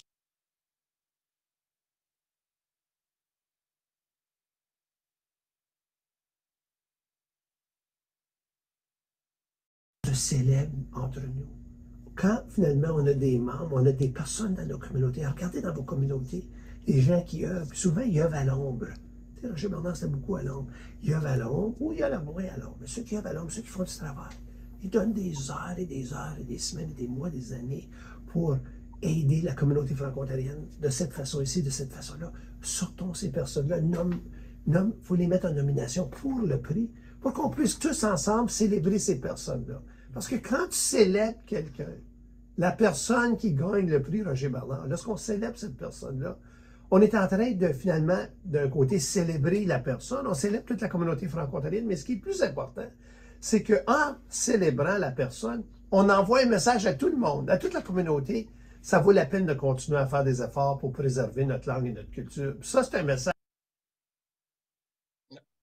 Bien, on ne peut pas vous montrer toute la vidéo parce qu'elle dure une trentaine de minutes, mais je vous invite à vous rendre sur notre station, notre post YouTube. Vous pouvez voir l'intégrité des deux vidéos. Donc, cet été, Phil et un autre employé jeunesse du réseau, Antoine, ont créé ces deux vidéos-là pour mettre en valeur la raison d'être de ces deux prix-là. Donc, ils sont disponibles sur notre post YouTube. Vous pouvez les écouter à votre guise, puis on va les repartager aussi dans dans les médias sociaux et par courriel à tous nos contacts parce que vous êtes, je pense qu'on ne les a pas repartagés depuis un petit moment. Donc, on va faire ça pour que vous puissiez les écouter vous-même. Mais là, nous avons un représentant de l'Université de Hearst qui est notre partenaire principal pour le prix Roger Bernard. Donc, le recteur de l'Université de Hearst a le plaisir d'offrir une bourse de 1 000 $ aux récipiendaires du prix Roger Bernard, et ce, depuis 2013. Donc, l'Université de Hearst est partenaire pour ce prix-là depuis 2013. L'Université de Hearst a fêté cette année ses 70 ans d'existence et a obtenu, juste cette année, je crois, sa charte universitaire, donc faisant d'elle la plus récente des universités francophones indépendantes de la province de l'Ontario. Donc, sans plus tarder, j'invite Luc Bussière à prendre la parole. Merci beaucoup. Ça me fait plaisir au nom de l'université de prendre la parole à l'invitation du Réseau du patrimoine. Merci beaucoup donc, pour cette invitation-là. Puis, il y a toute une histoire derrière Roger Bernard qui mériterait d'être racontée. Puis moi, mon lien avec Roger Bernard est un peu étrange parce que moi, je suis arrivé à l'Université de Hearst comme nouveau professeur de sociologie il y a presque 35 ans.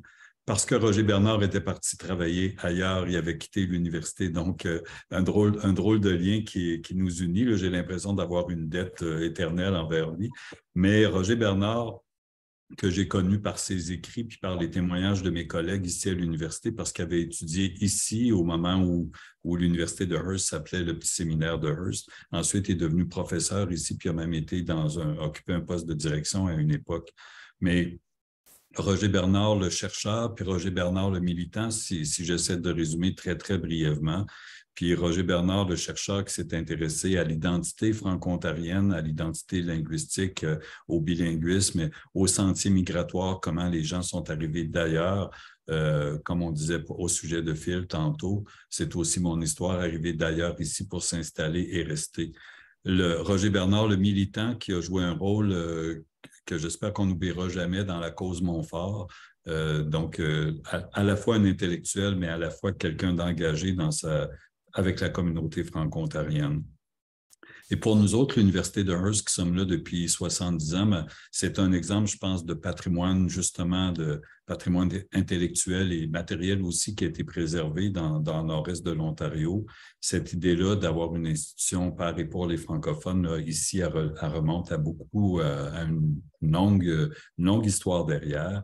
Puis, je voudrais aussi rendre hommage brièvement ici à une ancienne prof ici qui est à la retraite maintenant, Danielle Coulombe, une historienne, qui a mis sur pied, pendant qu'elle travaillait avec nous, un centre d'archives. On parlait tantôt de l'importance de préserver le patrimoine. On a ici le centre d'archives de la grande zone argileuse.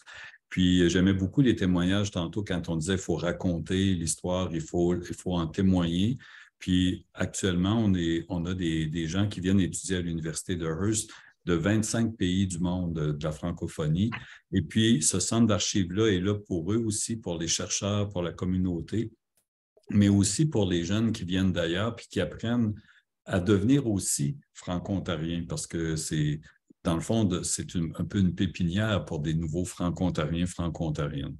Donc, ça me fait très plaisir d'être là ce soir pour voir qui va se mériter le prix parmi les finalistes. Et comme on disait tout à l'heure, c'est dommage qu'on ne puisse pas tout le monde avoir les prix, mais bravo à l'avance à la personne qui va se le mériter, au groupe qui va se le mériter, mais félicitations aux 3 finalistes.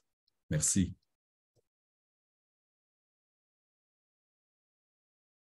Merci beaucoup, M. Bussière.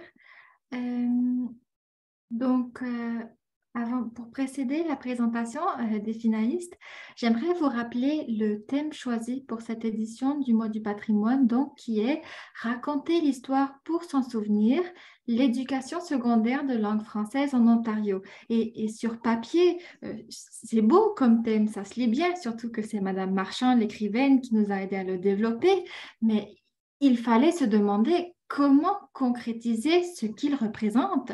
Donc, nous avons invité une élève du secondaire sur le jury du prix Roger Bernard, comme représentante jeunesse pour vraiment y faire porter la voix des jeunes.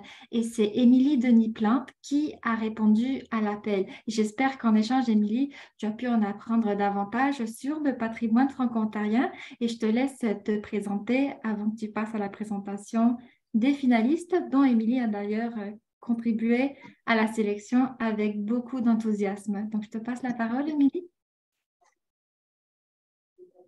Merci beaucoup. Bonsoir tout le monde. J'espère que vous pouvez m'entendre. Je pense que j'ai peut-être des problèmes avec mon Internet. Est-ce que vous m'entendez tous? Oui, on t'entend. OK, parfait. Alors, je vais commencer par me présenter. Comme Amélie l'a mentionné, je suis une étudiante de 12e année à l'École secondaire catholique L'Horizon à Val-Caron, qui est dans la région du Grand Sudbury. Je suis représentante du Centre au Conseil de représentation de la Fédération de la jeunesse franco-ontarienne. Je suis également très impliquée au sein de mon école. Je suis première ministre du Parlement des élèves de mon école. Et pour moi, la francophonie, c'est un sujet qui me passionne. Le patrimoine, c'est aussi quelque chose qui me passionne.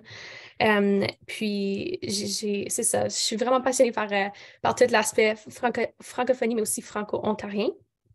Puis, je compte poursuivre mes études en sciences politiques avec le jury doctor l'an prochain à l'Université d'Ottawa. Alors, je peux passer maintenant à la présentation des finalistes pour le prix Roger Bernard de 2023. Alors,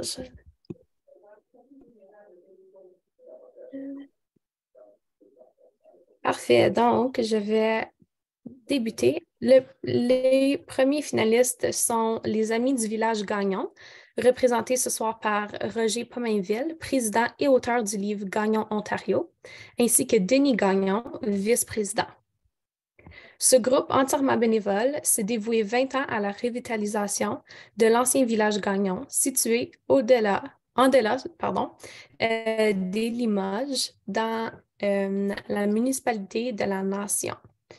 Ils s'entraident dans la construction de nouvelles bâtisses et la restauration, la maison patrimoniale Pomainville, l'unique vestige d'un incendie dévastateur en 1897. Elle fait aujourd'hui office de musée exposant la collection d'artefacts historiques qui ont déterré sur le site. Entre travaux de chantier, des bénévoles du village accueillent touristes et festivités qui ravivent son ambiance et patrimoine d'autrefois. Par la suite, notre autre finaliste, le Centre de recherche sur les francophonies canadiennes, ou le CRCCF, représenté ce soir par Lucie Hott, directrice. Fondé en 1958 à l'Université d'Ottawa, les 622 fonds du CRCCF s'étendent sur plus d'1,5 km linéaire, ce qui fait l'un des principaux et le plus ancien centres d'archives du Canada francophone. Le public est libre de les consulter ou d'y contribuer. Le CRCCF nous implique ainsi dans la préservation de la mémoire collective de l'Ontario français, qu'il met en valeur par des expositions d'archives biannuelles, colloques, tables rondes, revues savantes et contributions appréciées au magazine patrimonial Le Chaînon. Liste TV Rogers, représentée ce soir par Julie Hansen, directrice générale. TV Rogers célèbre annuellement 30 ans de programmation communautaire patrimoniale dont le contenu plus récent est affiché sur sa chaîne YouTube. Son audience et les jeunes stagiaires et bénévoles qui composent son équipe technique en apprennent ainsi sur leur héritage et les actualités du milieu patrimonial, car la station offre généreusement ses ressources aux organismes qui spécialisent.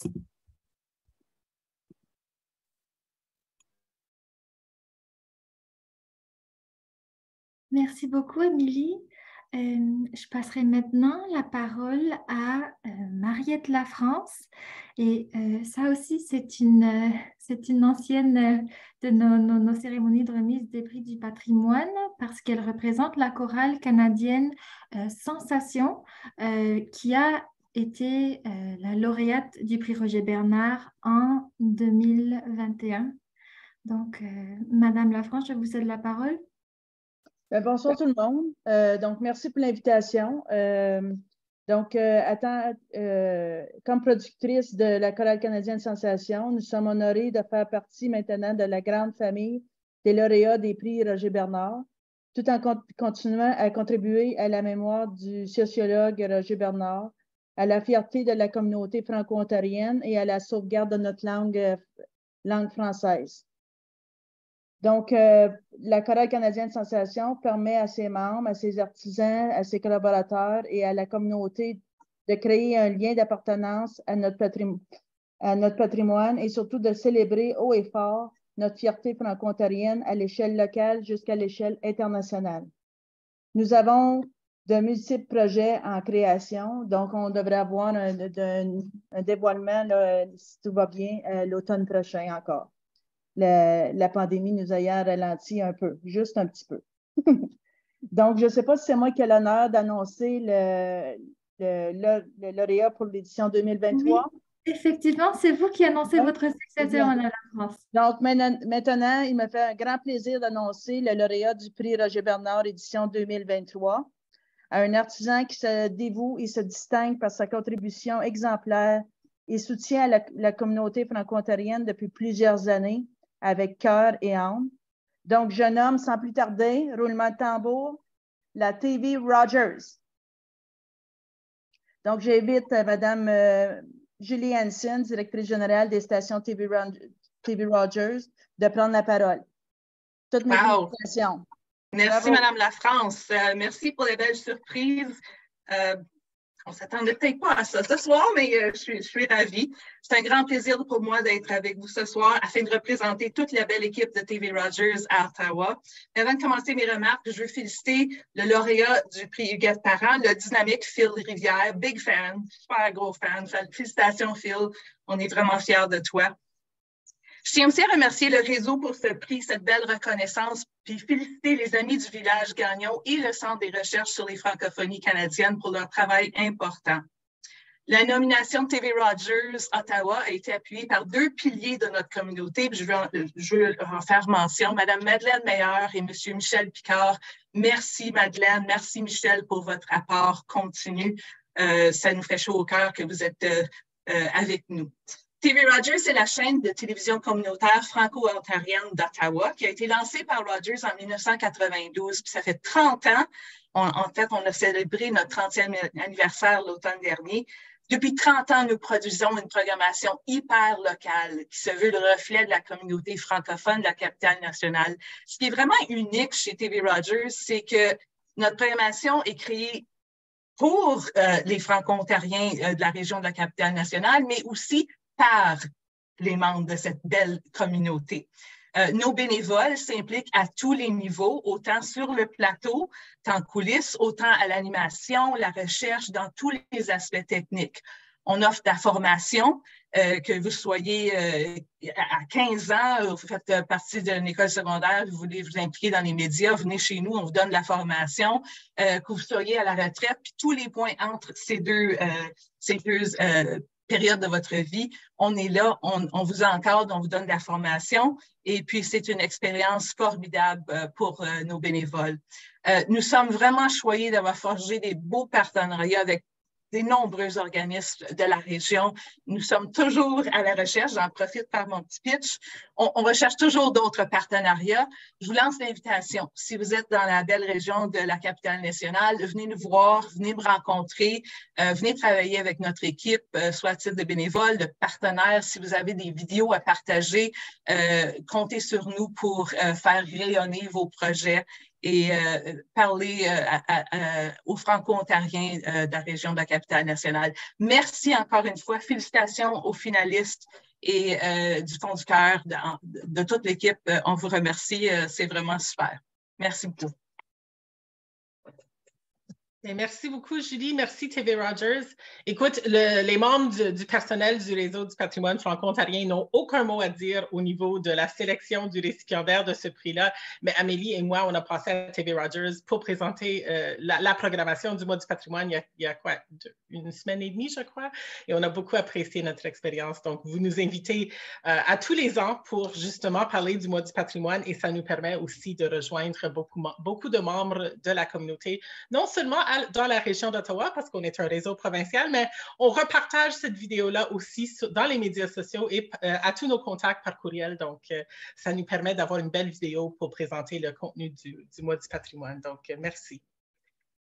Merci également à l'Université de Hearst, sans qui on n'aurait pas pu présenter ce prix-là. Et merci également pour la bourse de 1 000 $ que sans doute TV Rogers va pouvoir mettre à profit, peut-être avec leurs bénévoles ou avec d'autres projets. Donc, merci énormément pour cette contribution à faire rayonner le patrimoine.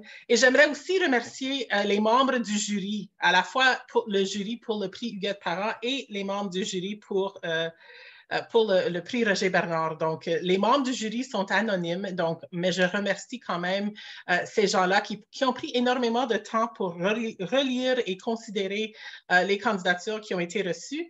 Et j'aimerais aussi remercier les gens qui ont pris le temps de nominer une personne ou un organisme pour un des prix du patrimoine. Ça prend quand même un peu de temps pour remplir le formulaire et de le soumettre. Donc, merci beaucoup d'avoir à cœur le patrimoine franco-ontarien et de vouloir récompenser les gens qui y contribuent. Avant de faire les remerciements globaux, j'aimerais prendre une photo, donc une autre capture d'écran. Je sais que je suis fatigante avec ça, mais on aimerait capter vos beaux sourires pour la postérité. Donc, il y a plusieurs pages de participants, donc je vais pas vous dire à chaque fois de sourire, mais si vous voulez faire partie de la photo, allumez votre caméra et souriez. Et si vous ne voulez pas faire partie de la photo, bien évidemment, fermez votre caméra. Donc, je commence avec la première page. Souriez.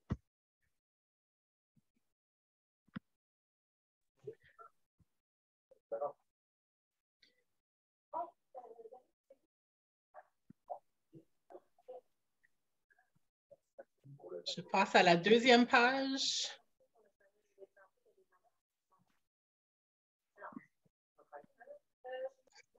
C'est parfait, Phil. Les points en l'air. Et maintenant, la troisième page.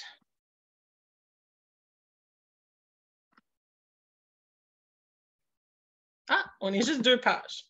Ça a l'air que les autres ont parti après les annonces, peut-être. Donc, Amélie, pourrais-tu mettre les diapos de remerciement, s'il te plaît? Donc, moi, j'ai toujours l'honneur de remercier tout le monde qui est impliqué et j'aimerais commencer par les membres du Cercle des Amis du patrimoine. Le Cercle des Amis du patrimoine, c'est des gens qui donnent à chaque année ou qui donnent pendant l'année courante un don quand même significatif pour soutenir le travail du Réseau du patrimoine franco-ontarien à l'année longue.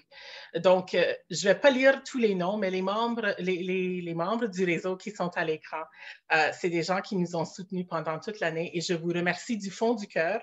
Si ça vous intéresse de vous joindre au Cercle des Amis du patrimoine, vous n'avez qu'à nous écrire. Donc, on peut mettre l'adresse courriel dans le clavardage. Donc, c'est à admin@rpfo.ca.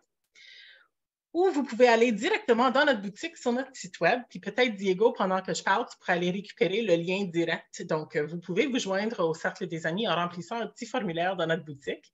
Et comme ça, on va vous remercier l'année prochaine. Donc, merci énormément.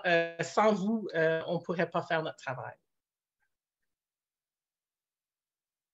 On a également des membres du Cercle des bâtisseurs du patrimoine. Ça, c'est des organismes qui donnent aussi un don significatif pour nous soutenir à l'année longue. Donc, des fois, c'est un don en nature, des fois, c'est un don en argent. Mais on remercie énormément l'Assemblée de la francophonie de l'Ontario, le Conseil scolaire Viamont, le regroupement des écoles catholiques de langue française en Ontario, Anteca, Mosaïque interculturelle et Mercenaires. On a eu 2 membres du Cercle des bâtisseurs qui se sont ajoutés pendant le mois du patrimoine. Donc, merci à nos partenaires pour le mois du patrimoine, le Conseil scolaire Viamont et le regroupement des écoles catholiques. En plus de nos partenaires, bien sûr, pour les prix, l'Université Laurentienne et l'Université de Hearst. Enfin, nos bailleurs de fonds réguliers, donc Patrimoine canadien et le ministère du Tourisme, de la Culture et du Sport du gouvernement de l'Ontario soutiennent depuis plusieurs années le réseau du patrimoine franco-ontarien. Merci beaucoup.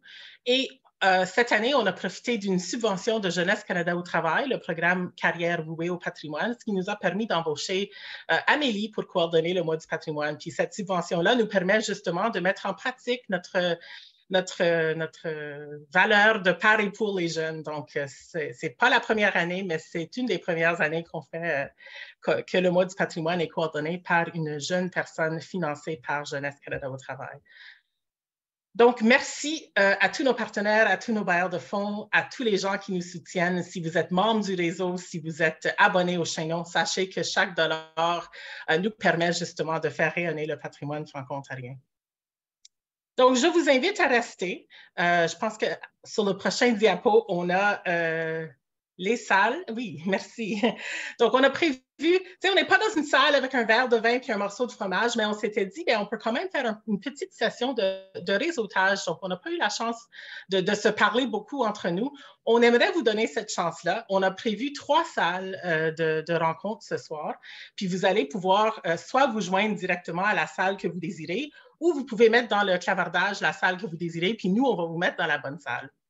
Donc, on a la salle numéro 1, c'est la salle du chaînon. Donc, Dominique va se joindre à cette salle-là, ainsi que les 3 personnes qui ont présenté leur article. Et c'est Diego qui gère cette salle-là. Donc, si ça vous tente d'être dans cette salle-là, puis vous ne savez pas comment vous y rendre, vous pouvez demander à Diego de vous ajouter à cette salle-là. Ensuite, pour le prix Huguette Parent, c'est la salle numéro 2, et c'est Marthe qui gère cette salle-là. Et ensuite, la 3e salle, le prix Roger Bernard, c'est Amélie qui gère cette salle-là. Donc, on vous invite à vous joindre à la salle de votre choix. Pendant une petite demi-heure, vous pouvez à tout moment demander de revenir dans la salle principale. Moi, je vais rester dans la salle principale. Donc, vous pouvez revenir me jaser ou jaser les autres personnes qui ne sont pas dans une salle. Et on peut aussi vous remettre dans une autre salle. Donc, juste parce que vous commencez dans la salle du chaînon, ça ne veut pas dire que vous devez rester là. On est là pour